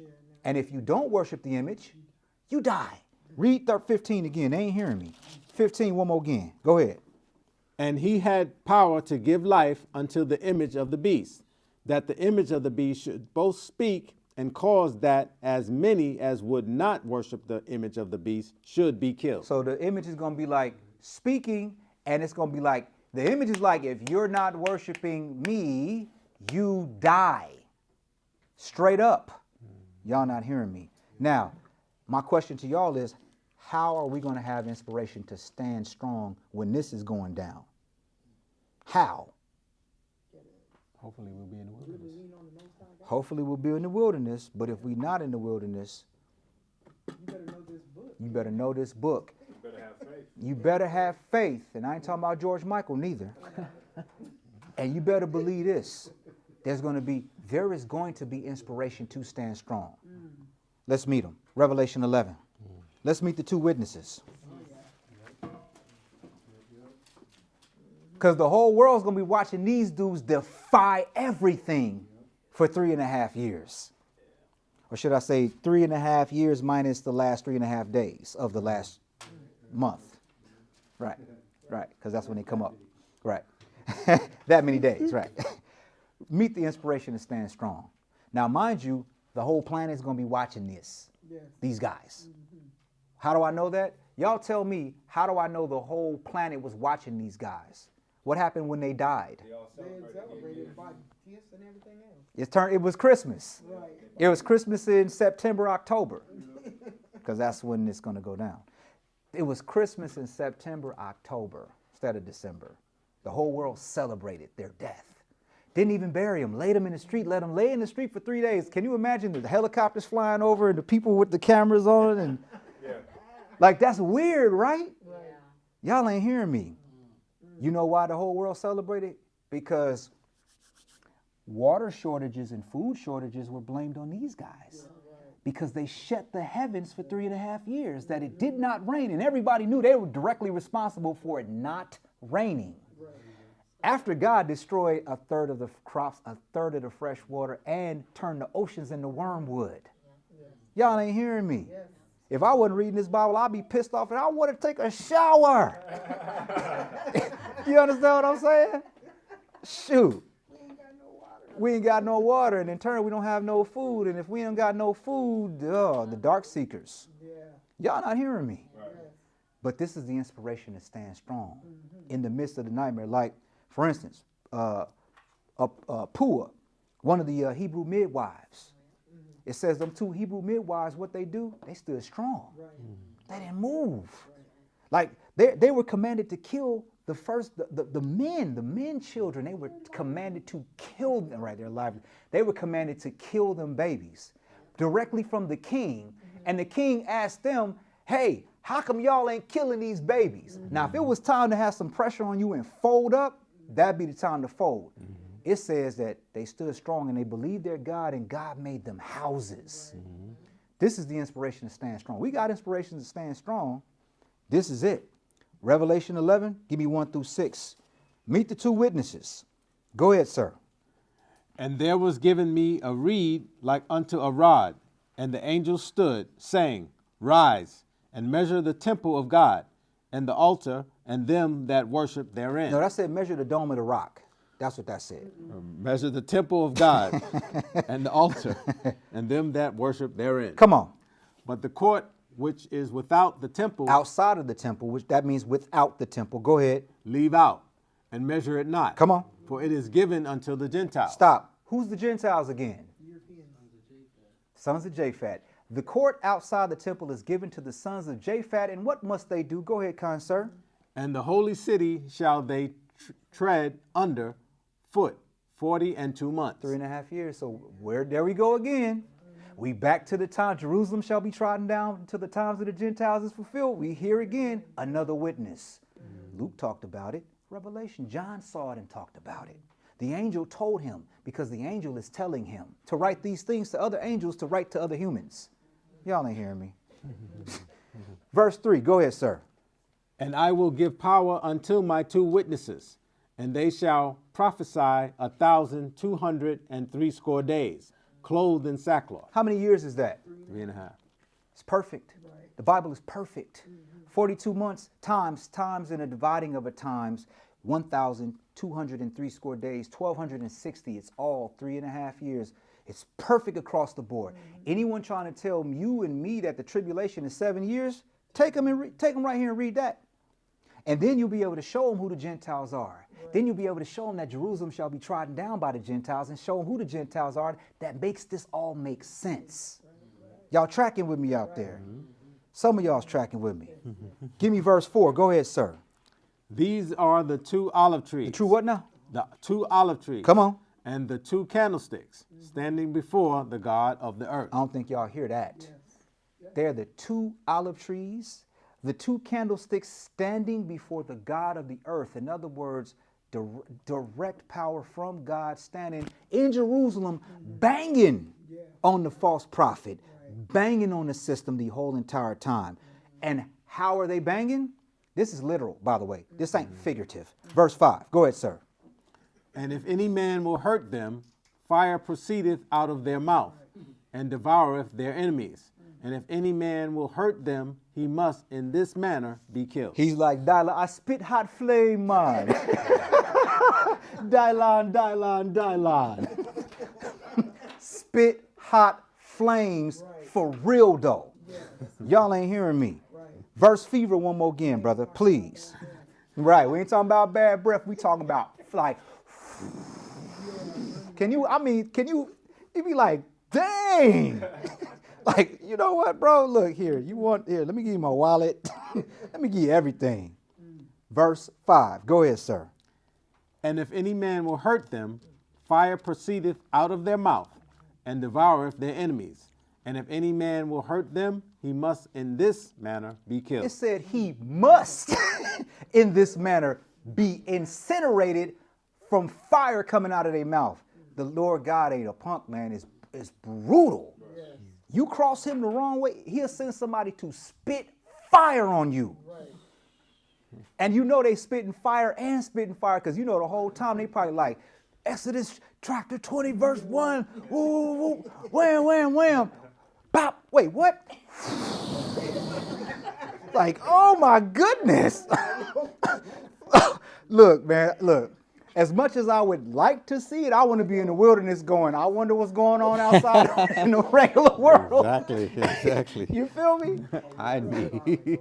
You know what I mean? Like, I want to kind of see it, but not to the point where I want to be hiding someplace, looking on TV, looking like a bum with half an afro because my hair ain't growing, going, man, that's 2 witnesses.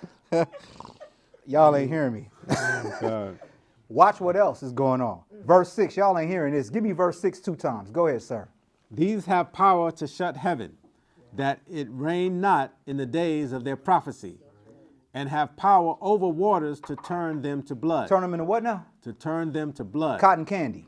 To turn them to blood. To lemonade. To blood. Come on. And to smite the earth with all plagues as often as they will. Give me 6 one more again. They ain't hear you.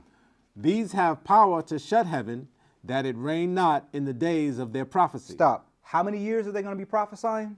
3.5. So we're talking about 3.5 years without rain. While they're banging in Jerusalem, while they spitting fire on people, and also this, go ahead, sir. And have power over waters to turn them to blood. Come on. And to smite the earth with all plagues, as often as they will. Y'all ain't here, like these dudes right here, they ain't no joke. Tactical, special battalion tactical. Y'all understand what I'm talking about? That part, like Moses and Aaron. Let's go to Zechariah 4 and see these 2 dudes again. This is the inspiration to stand strong. This is going to give some people some strength. Zechariah 4, we're going 3 through 4. Zechariah 4, 3 through 4. Zechariah 4, 3 through 4. Go ahead, kind sir. 4:3-4. Yes. And 2 olive trees by it, one upon the right side Stop. of. I hear Russell Yeah, Simmons. not a Russell. Okay. I hear Russell Simmons. All right. No more Russell Simmons. Matter of fact, I think I'm going to throw a Satchel Paige curveball at y'all real quick. Zechariah 4. Matter of fact, start at verse 1. Verse 1. Go ahead, kind sir. And the angel that talked with me came again and waked me, as a man that is wakened out of his sleep. Come on. And said unto me, What seest thou? And I said, I have looked, and behold, a candlestick all of gold, with a bowl upon the top of it, and his 7 lamps thereon, and 7 pipes to the 7 lamps, which are upon the top thereof. Come on. And 2 olive trees by it, one upon the right side of the bowl, and the other upon the left side thereof. Come on. So I answered and spake to the angel that talked with me, saying, What are these, my Lord? Skip to 11. Let's get the understanding. Go ahead, sir. Then answered I and said unto him, What are these 2 olive trees upon the right side of the candlestick and upon the left side thereof? Because the angel actually started telling him about the temple. And he was like, no, that ain't what I asked you. What's cracking with these 2 olive trees? Go ahead, sir. And I answered again and said unto him, What be these 2 olive branches, which through the 2 golden pipes empty the golden oil out of themselves? Come on. And he answered me and said, Knowest thou not what these be? And I said, No, my Lord. Come on. Then said he, These are the 2 anointed ones that stand by the Lord of the whole earth. 14, one more again. Then said he, These are the 2 anointed ones that stand by the Lord of the whole earth. Let's go back to Revelation 6. And that was just the first seal. That was just the first seal. Back to Revelation 6. This is the second seal. There's 30 months left now. After this seal pops, there's 30 months left. Revelation 6. We're going 3-4. This is the second seal. After this one, there's 30 months left. Revelation 6, 3-4. Go ahead, kind sir. And when he had opened the second seal, I heard the second beast say, Come and see. Come on. And there went out another horse that was red, and power was given to him that sat thereon to take peace from the earth. No, to make peace in the earth. To take peace from the earth. Come on. And that they should kill one another. Come on. And there was given unto him a great sword. This is war. Straight up. Period in the story. Ain't no hugs, ain't no kisses, ain't no cotton candy. Ain't no rainbows. Straight war. People are not agreeing with each other at this time frame. Right? Skip to verse Down to 5. Verse 5. Give me 5 and 6. Go ahead, kind sir. And when he had opened the third seal, I heard the third beast say, Come and see. And I beheld, and lo, a black horse, and he that sat on him had a pair of balances in his hand. Come on. And I heard a voice in the midst of the 4 beasts say, A measure of wheat for a penny, and 3 measures of barley for a penny. And see thou hurt not the oil and the wine. Now, I'm thinking this is famine when I read this. This is 24 months left. It's 2 years left. There's 2 years left after the third seal. Let's go to Revelation and see if we can see something real quick. Revelation 13. Hold a marker here. We'll be back. Revelation 13. Revelation 13. We're going 16 through 18. Revelation 13. And we're going 16 through 18. Revelation 13, 16 through 18. Go ahead, sir. And he causes all, both small and great, rich and poor, free and bond, to receive a mark in their right hand or in their forehead. Come on. And that no man might buy or sell, save he that had the mark, or the name of the beast, or the number of his name. So that measure of wheat for a penny and the 3 measures of barley for a penny, without that mark of the beast, you can't get none of them measures of nothing. Go ahead, kind sir. Verse 18. Here is wisdom. Let him that hath understanding count the number of the beast. Come on. for it is the number of a man. Number of what now? It is the number of a man. What's the man's number? Go ahead, sir. And his number is 666. Now let's go to Revelation 14. Revelation 14. Revelation 14, and we're going 9 through 12. Revelation 14, 9 through 12. Go ahead, kind sir. And the third angel followed them, saying with a loud voice, if any man worship the beast and his image, and receive his mark in his forehead Come on. or in his hand, Come on. the same shall drink of the wine of the wrath of God, which is poured out without mixture into the cup of his indignation. Come on. And he shall be tormented with fire and brimstone in the presence of the holy angels and in the presence of the Lamb. So if you take the mark of the beast, what's going to happen is you're going to be tortured. Mark of the beast equates out to direct torture and mayhem and the lake of fire. Automatic. Ain't no discussion.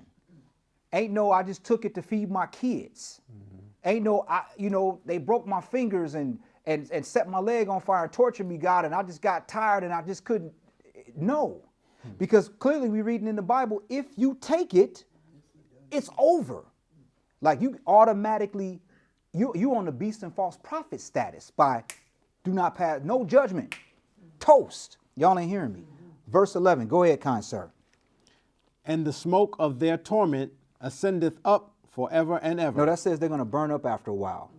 Ascendeth up forever and ever. Come on.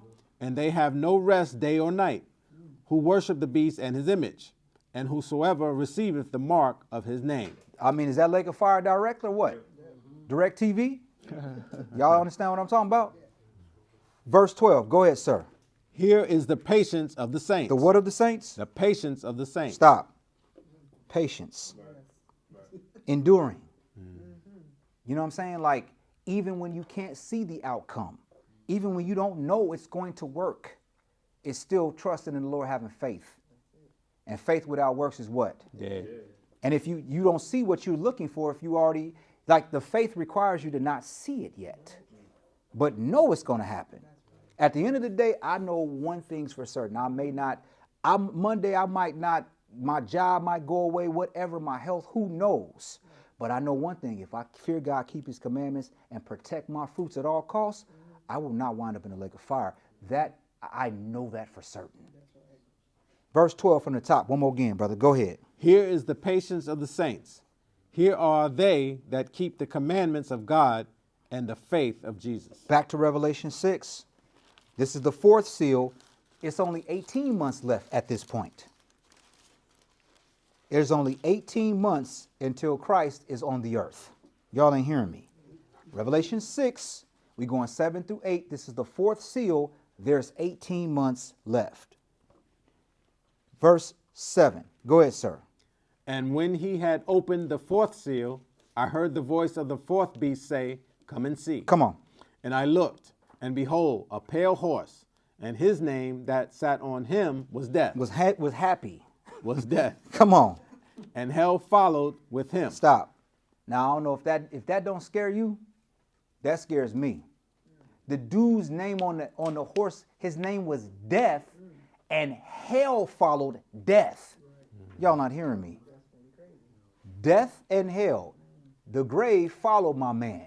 Mayhem and insanity followed death. Y'all not hearing me. The angel, look, the pale horse had a dude named Death on the back of him. Y'all not hearing me. Go ahead, sir.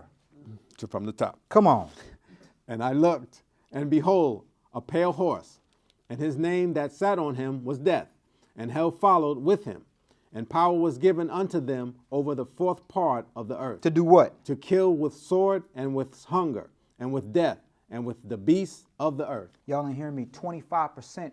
So I think we really need to understand what's going on. Remember, the second seal was war. Mm-hmm.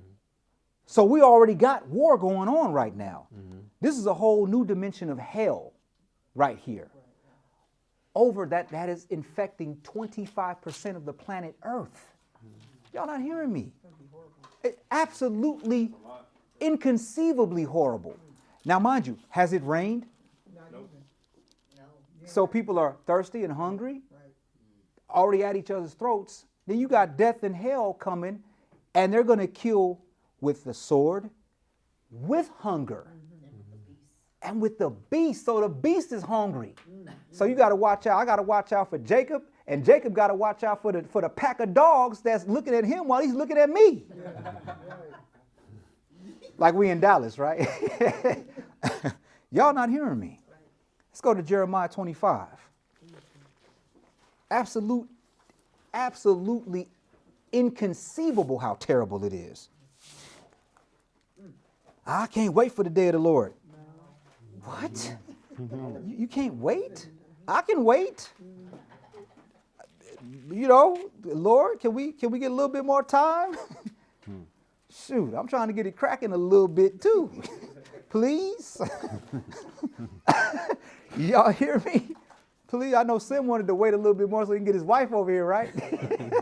As soon as I get my wife over here, then we can get that crack. Yeah. Lord, just give me 10 years, please. When she start tripping, then, you know what I'm saying? Just give me some years, Lord, please. I'm like that. Just, Lord, hey, Lord, please stretch it out as long as you can, please. Yeah. Jeremiah 25. 25% of the earth is in absolute complete mayhem and hell. Jeremiah 25, 15 through 17. We're going to dance. I got you, bro. Jeremiah 25, 15 through 17. Go ahead, sir. For thus saith the Lord God of Israel unto me. Come on. Take the wine cup of this fury at my hand, and cause all the nations to whom I send thee to drink it. Y'all ain't hearing that. The madness is from the Lord. Yeah. Take this cup of wine of fury and make all the nations that I send you to drink of it. Y'all ain't hearing me. 16, watch this. And they shall drink and be moved and be mad because of the sword that I will send among them. Come on. Then took I the cup at the Lord's hand and made all the nations to drink. Some of the nations. All of the nations to drink. Come on. Unto whom the Lord had sent me. Skip down to verse 22. 22, go ahead, sir. And all the kings of Tyrus, and all the kings of Zidon, and the kings of the isles which are beyond the sea. Skip down to verse 26, go ahead. And all the kings of the north, far and near, one with another, and all the kingdoms of the world, which are upon the face of the earth, and the king of Shishak shall drink after them. Come on. Therefore thou shalt say unto them, Thus saith the Lord of hosts, the God of Israel, Drink ye, and be drunken, and spew, and fall, and rise no more, because of the sword which I will send among you. Come on. And it shall be, if they refuse to take the cup at thine hand to drink. Stop. So if they like, nah, I'm cool. I don't want to be crazy and go kill some people. Watch this. Go ahead. And it shall be, if they refuse to take the cup at thine hand to drink, then shalt thou say unto them, Thus saith the Lord of hosts, ye shall certainly drink. You ain't getting away from this. You gonna drink this. You earned it. Go ahead. For lo, I begin to bring evil on the city, which is called by my name. Come on. And should ye be utterly unpunished, ye shall not be unpunished. For I will call for a sword upon all the inhabitants of the earth. Stop. All the inhabitants of just Jerusalem. All the inhabitants of the earth. That's how you know what day this is and the time frame this is. It says he's going to call for the sword on all the inhabitants of the earth. That is what this is. This is tribulation time. Go ahead, sir. Finish that off. For I will call for a sword upon all the inhabitants of the earth, saith the Lord of hosts. Let's go to Jeremiah 50. That's why a majority of the prophets that saw the day of the Lord did not want to be alive. Like 90% of them was like, is this happening anytime soon, God? Right? Because they saw all of this. The worst time ever. We thought World War II was bad. We thought the Vietnam War was bad. We thought World War I was bad. That was the warm-up. That was to teach them how to perfect destruction in war. Jeremiah 50, one verse, 16. Jeremiah 50, one verse, verse 16. Go ahead, sir. Cut off the sower. Matter of from, fact, skip up to verse 9. Give me verse 9. Verse 9. Go ahead, sir. Verse 9. Yes, sir. Verse 9. Yes, sir. For lo, I will raise and cause to come up against Babylon an assembly of great nations from the north country. Come on. And they shall set themselves in array against her. From thence she shall be taken. Their arrows shall be as of a mighty expert man. None shall return in vain. Skip down to verse 16 now. Verse 16. Go ahead, sir. Cut off the sower from Babylon, and him that handeth the sickle in the time of harvest. Come on. For fear of the oppressing sword, they shall turn every one to his people, and they shall flee every one to his own land. Let's go back to Revelation 6. This is the fifth seal. There's only a year left. Revelation 6. There's only a year left. Revelation 6. Usually I try to give you guys stuff that's going to help you with your walk, that's going to help you navigate during this time frame, but sometimes you just got to get some steak and you got to get re-scared. Facts. We all need to get re-scared because we be forgetting what's coming, what's on the horizon. Me included. Revelation 6, we going 9 through 11. This is the fifth seal. There's only 1 year left. Revelation 6, 9 through 11. Go ahead, sir. And when he had opened the fifth seal, Which seal? the fifth seal, Come on. I saw under the altar the souls of them that were slain for the word of God and for the testimony which they held. Slain for Jesus, by the way. Go ahead, sir. And they cried with a loud voice, saying, How long, O Lord, holy and true, dost thou not judge and avenge our blood on them that dwell on the earth? Now we know this is a metaphor because dead people don't talk. We know that. But this is the behind the scenes to let you know what's going on in God's mind to again stay strong during this time frame. Watch this. Go ahead, sir. And white robes were given unto every one of them. And it was said unto them that they should rest yet for a little season, until their fellow servants also and their brethren that should be killed as they were should be fulfilled. Notice it said that should be killed as they were. Like y'all did, but some more people have to die. So much for the rapture, right? Daniel 11. What are we talking about? We talking about saints getting murked. Daniel 11. Let's see it. Let's see it. Daniel 11. We're going 33 through 35. Daniel 11, 33 through 35. Daniel 11. And I ain't talking about Sim's son. Daniel 11, 11 through 35. Go ahead, my brother. And they that understand among the people shall instruct many. Come on. Yet they shall fall by the sword, and by flame, by captivity, and by spoil, many days. Give me 33 again. These are people that have knowledge of God. Like, these are effectively us. Because it says that they're teaching people. Verse 33, one more again. Go ahead, sir. And they that understand among the people shall instruct many. Stop. It's people teaching the word of God. There ain't no rapture because guess what happens? Go ahead. Yet they shall fall by the sword, and by flame. Stop. And by flame, burned alive. Anybody want to sign up to get burned alive? Doesn't sound like a hot, I guess it does sound hot, pun intended, but that's not inviting. Like people sign up to worship God for protection and safety and the comfort, not sign up to get killed. Like ain't nobody rushing to sign up to get killed. Y'all understand what I'm talking about? By flame, by what else, sir? By captivity. That is maybe in a concentration camp, wasting away, starving to death, right? Who wants to starve to death, right? That's not the way to go out, right? You did? But here we go. Nah, starve to death or take the mark and hey, Take the mark. Here's some potato soup. Right? I'm just saying, imagine not eating for like 2 weeks and you just laid out, slowly melting, and somebody come in with a pizza. I ain't even talking about a clean piece of pepperoni in your face. Here, man, take this mark, get this pepperoni. You, Joe Rogan. You understand what I'm saying? you might turn into, I'm just saying.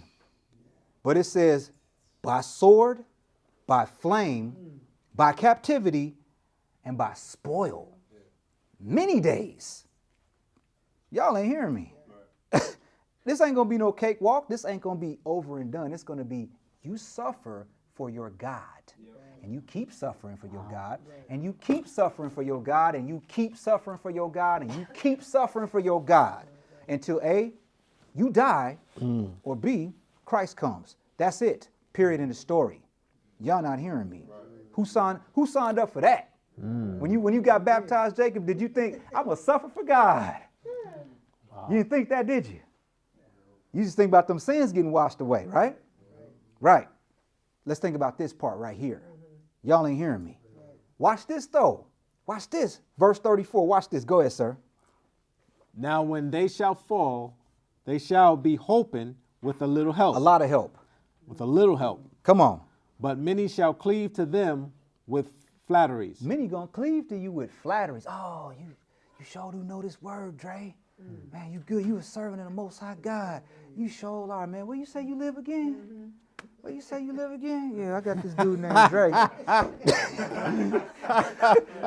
You better watch it, right? Your sisters, right? I know somebody that keeps the Sabbath. Okay? Y'all ain't hearing me.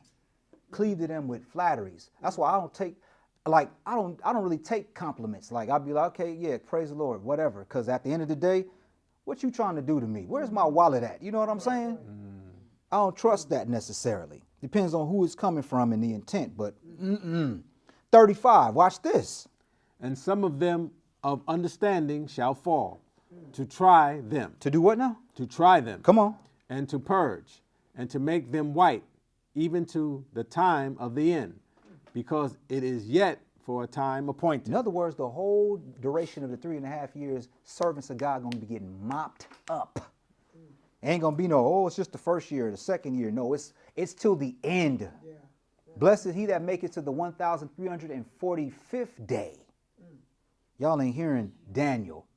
Y'all ain't hearing Daniel when he said that. Let's go to Matthew 24. Matthew 24. Matthew 24. We going 27 through 30. Ain't nobody signing up to get imprisoned and starved to death. Right. But that's what we signed up for. To possibly get imprisoned and starved to death. That part.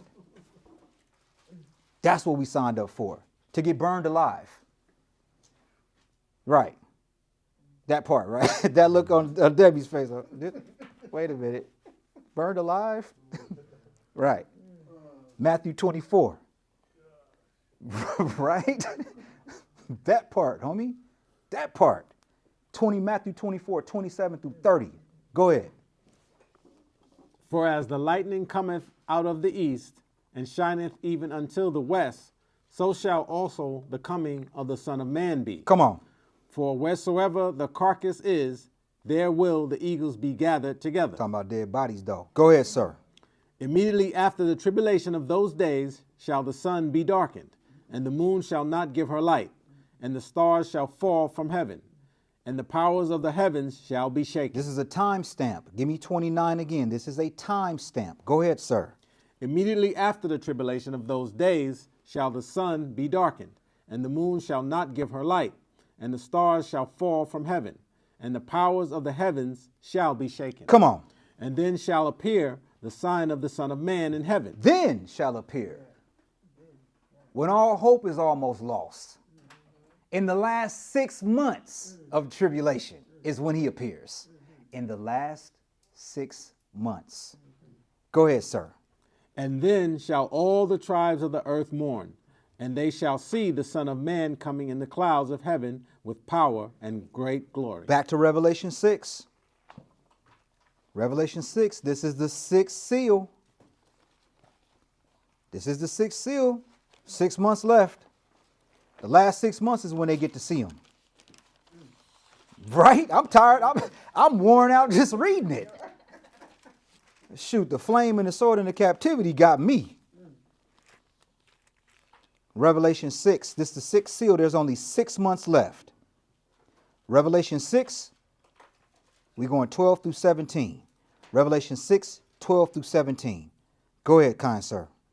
And I beheld when he had opened the sixth seal, and lo, there was a great earthquake, and the sun became black as sackcloth of hair, and the moon became as blood. And it said, immediately after the tribulation of those days shall the sun be darkened, and the moon shall not give her light, and the stars shall fall from heaven, and the powers of the heavens shall be shaken. That is what we just read in Matthew 24. That is the sixth seal. Give me 12 one more again, brother. Go ahead. And I beheld when he had opened the sixth seal, and lo, there was a great earthquake, and the sun became black as sackcloth of hair, and the moon became as blood. Come on. And the stars of heaven fell unto the earth, even as a fig tree casteth her untimely figs, when she is shaken of a mighty wind. Talk about meteorites. There you go. Go ahead. And the heaven departed as a scroll when it is rolled together. Come on. And every mountain and island were moved out of their places. Come on.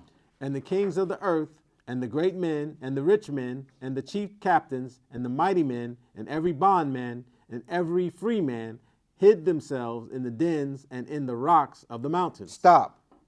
They saw Christ and they hid. They didn't come with the toughness. The toughness comes a little bit later after they kind of get used to what they're seeing. But off top, when they saw it, they had to buckle up their chin strap. Y'all hear? Y'all understand what I'm talking about? That part right there.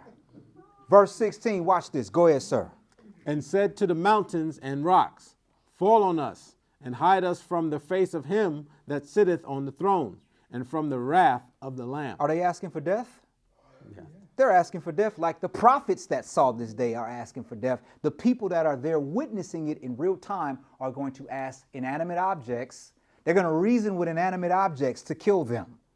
Y'all ain't hearing me. What day is this? Go ahead, sir. For the great day of his wrath is come, and who shall be able to stand? And it said, verse 30, Matthew 24, verse 30, and then shall appear the sign of the Son of Man in heaven. Verse 16 of Revelation says, and the mountains, and said to the mountains and rocks, fall on us and hide us from the face of him that sitteth on the throne. They could see God. Right. Matthew 24 is this, the sixth seal. That empirically is what we're looking at. And this is why they mourned. Go to Ezekiel 1. This is what they saw. Or should I say, this is what I think they're going to see. Because I got it in the Bible to cross-reference and figure out. Because I was sitting there going to myself, what the heck did they see? I mean, I get it in theory. Like, okay, you see the sky split, and then you see this black dude, you know, up in the sky. You like, oh my goodness, right? But y'all watch this. This is a nightmare. Like, we're going to be like, hooray. Everybody else going to be like, oh my, ow, pull my eyes out. Yeah, that's what's going to happen. Ezekiel chapter 1, verse 1. Go ahead, sir. Now it came to pass in the 13th year, in the 4th month, in the 5th day of the month, as I was among the captives by the river of Chebar, that the heavens were open. That what was open now? The heavens were open. Come on. And I saw visions of God. I saw visions of God. Skip to verse 4. Go ahead, sir. And I looked, and behold, a whirlwind came out of the north, a great cloud, and a fire enfolding itself. Stop. What the heck is that? What are we reading right now? We're reading like literally like a fire tornado. Yeah. Like a fire tornado unfolding itself. Like, what? Go ahead, kind sir. And a brightness was about it, and out of the midst thereof as the color of amber, out of the midst of the fire. So we got a fire tornado unfolding itself with a brightness surrounding it with amber coming out of the middle of the fire tornado. Skip down to verse 22. Verse 22, watch this. And the likeness of the firmament upon the heads of the living creature. The living what now? The living creature. What are we talking about? Go ahead, sir. Was as the color of the terrible crystal stretched forth over their heads above. Skip to verse 26. Verse 26. This is what they saw that made them go, we want to die. 26, go ahead, sir.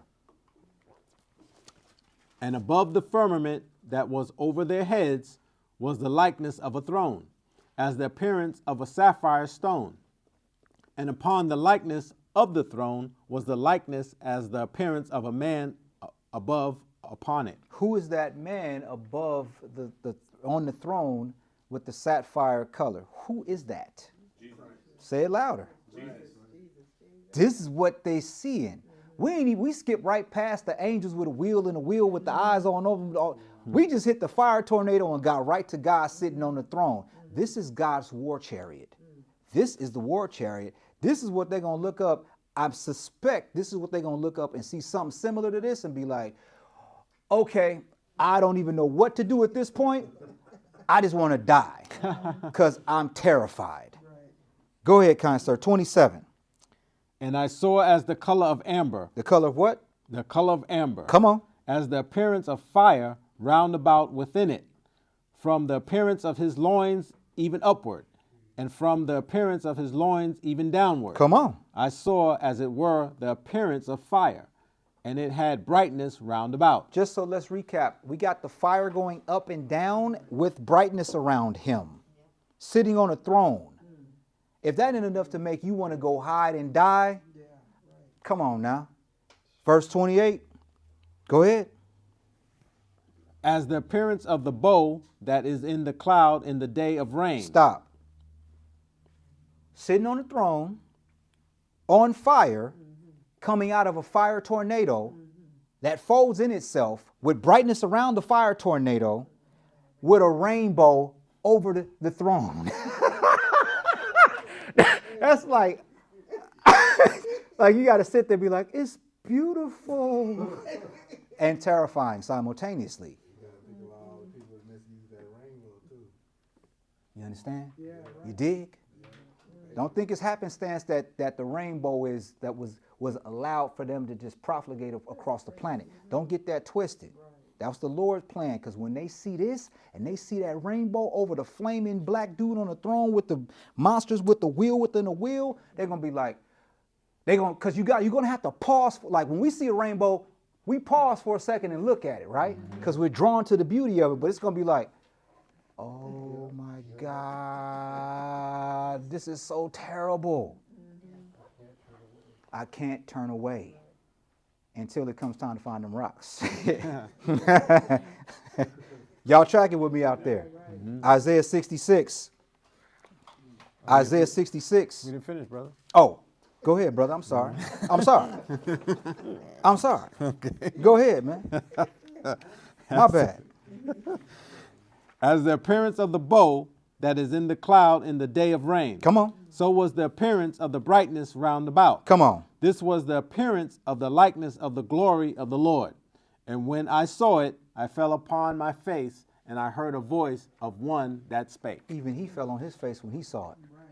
What you think they gonna do? We know what they hide us and fall on us. That's what they gonna do. Now Isaiah 66. Yes, sir. So we got the beautiful rainbow over the throne with the fire tornado, with the angels, with the wheel within a wheel on his chariot, sitting up in the sky with the bow on him. And he is coming to do this. Because they going to know it's like the intro of the fire tornado lets you know he's not coming to shake hands and kiss babies. You understand what I'm saying? Isaiah 66, 15 through 16. This is what he's coming to do. Isaiah 66, 15 through 16. Go ahead, kind sir. For behold, the Lord will come with fire, and with his chariots like a whirlwind. Come on. To render his anger with fury, and his rebuke with flames of fire. Come on. For by fire and by his sword will the Lord plead with all flesh, and the slain of the Lord shall be many. Now let's go to Zephaniah. Let's go to Zephaniah. Let's see it again. Zephaniah chapter 1. Zephaniah chapter 1.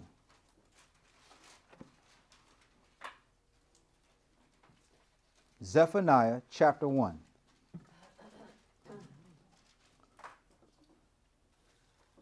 Zephaniah chapter 1. 2 verses.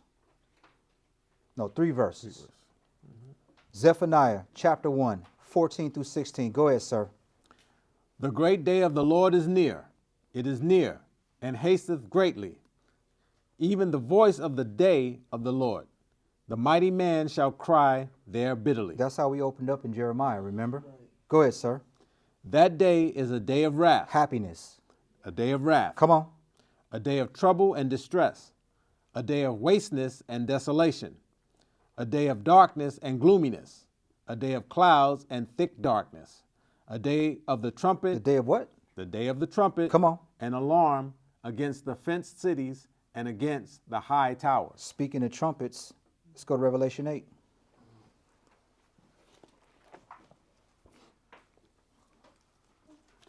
Revelation 8.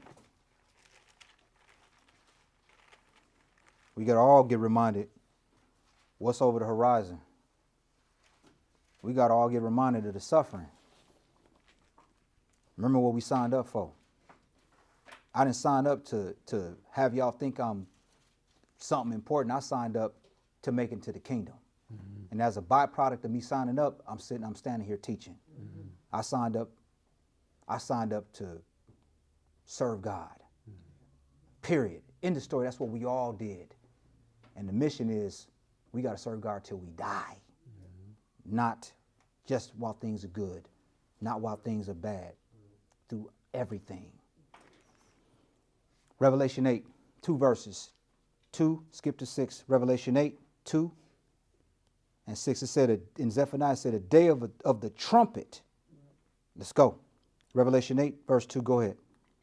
And I saw the 7 angels which stood before God, and to them were given 7 trumpets. Skip down to verse 6. Go ahead. And the 7 angels which had the 7 trumpets prepared themselves to sound. Let's go to Revelation 15.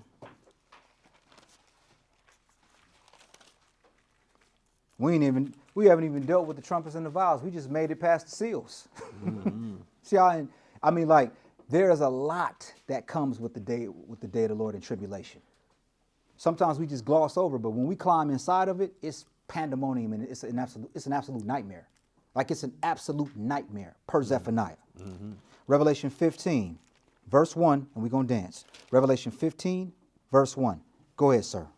And I saw another sign in heaven, great and marvelous, 7 angels having the 7 last plagues, for in them is filled up the wrath of God. Skip to verse 6 and verse 6. Give me 6 and 7. Go ahead, sir.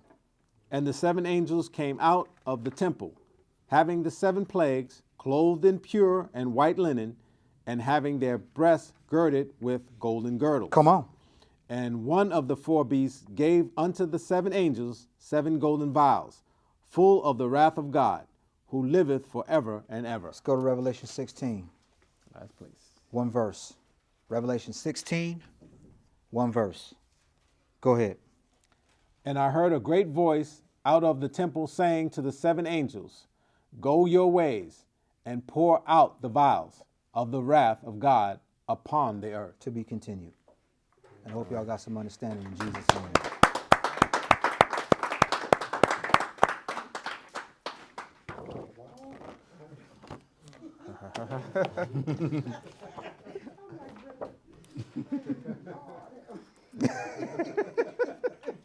Hey, man.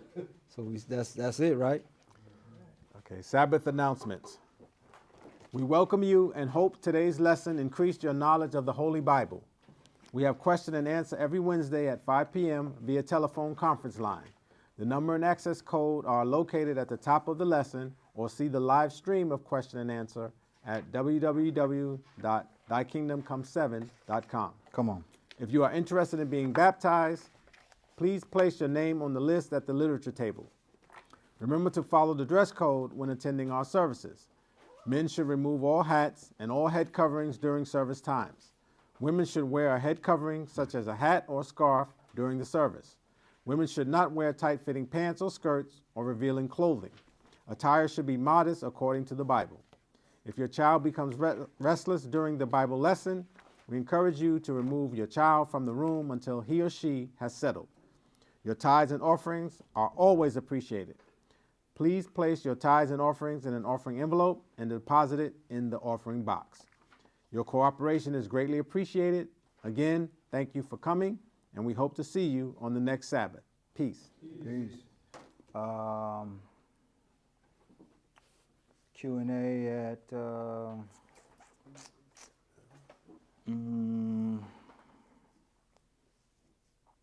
it's almost 3, so let's say 3:45. About an hour. 3:45. All right, 3:45. Q&A 3:45 4-ish. 3:45 4-ish, right? Because I know how Israel is. I'm not going to blame you, Jacob. Okay. Let's stand and face towards Jerusalem and close out. You got the prayer, bro, or what? You want me to do it, brother? Yeah. You do it? I'll do it. Our Father, Who art in heaven, hallowed be thy name. hallowed be thy name. Thy kingdom come, Thy kingdom come, thy will be done, thy will be done on earth on earth as it is in heaven. as it is in heaven. Give us this day Give us this day our daily bread, our daily bread, and forgive us our debts and forgive us our debts as we forgive our debtors. as we forgive our debtors. And lead us not into temptation, And lead us not into temptation, but deliver us from evil. but deliver us from evil. For thine is the kingdom, For thine is the kingdom, and the power, and the power, and the glory, and the glory, forever. forever. Praise the Lord. Praise the Lord, For he is good, for he is good, for his mercy endureth forever. for his mercy endures forever. Praise the Lord God of Israel. Praise the Lord God of Israel, For he is good, for he is good, for his mercy endureth forever. for his mercy endures forever. For he is the King of kings, For he is the King of kings, the Lord of lords, the Lord of lords, the Alpha, the Alpha, the Omega, the Omega, the first, the first, and the last, and the last, the beginning, the beginning, and the end. and the end. And we've gathered here today And we've gathered here today seeking wisdom seeking wisdom and understanding and understanding through the teaching, through the teaching, through the reading, through the reading, through the hearing, through the hearing, and the doing and the doing of your word. of your word. These things we pray These things we pray in the mighty name of Jesus. in the mighty name of Jesus. Amen. Amen. Hallelujah! Hallelujah. Hallelujah! Hallelujah. Hallelujah! Hallelujah. In Jesus' name. In Jesus' name. Amen. Amen. Great prayer, brother. Oh.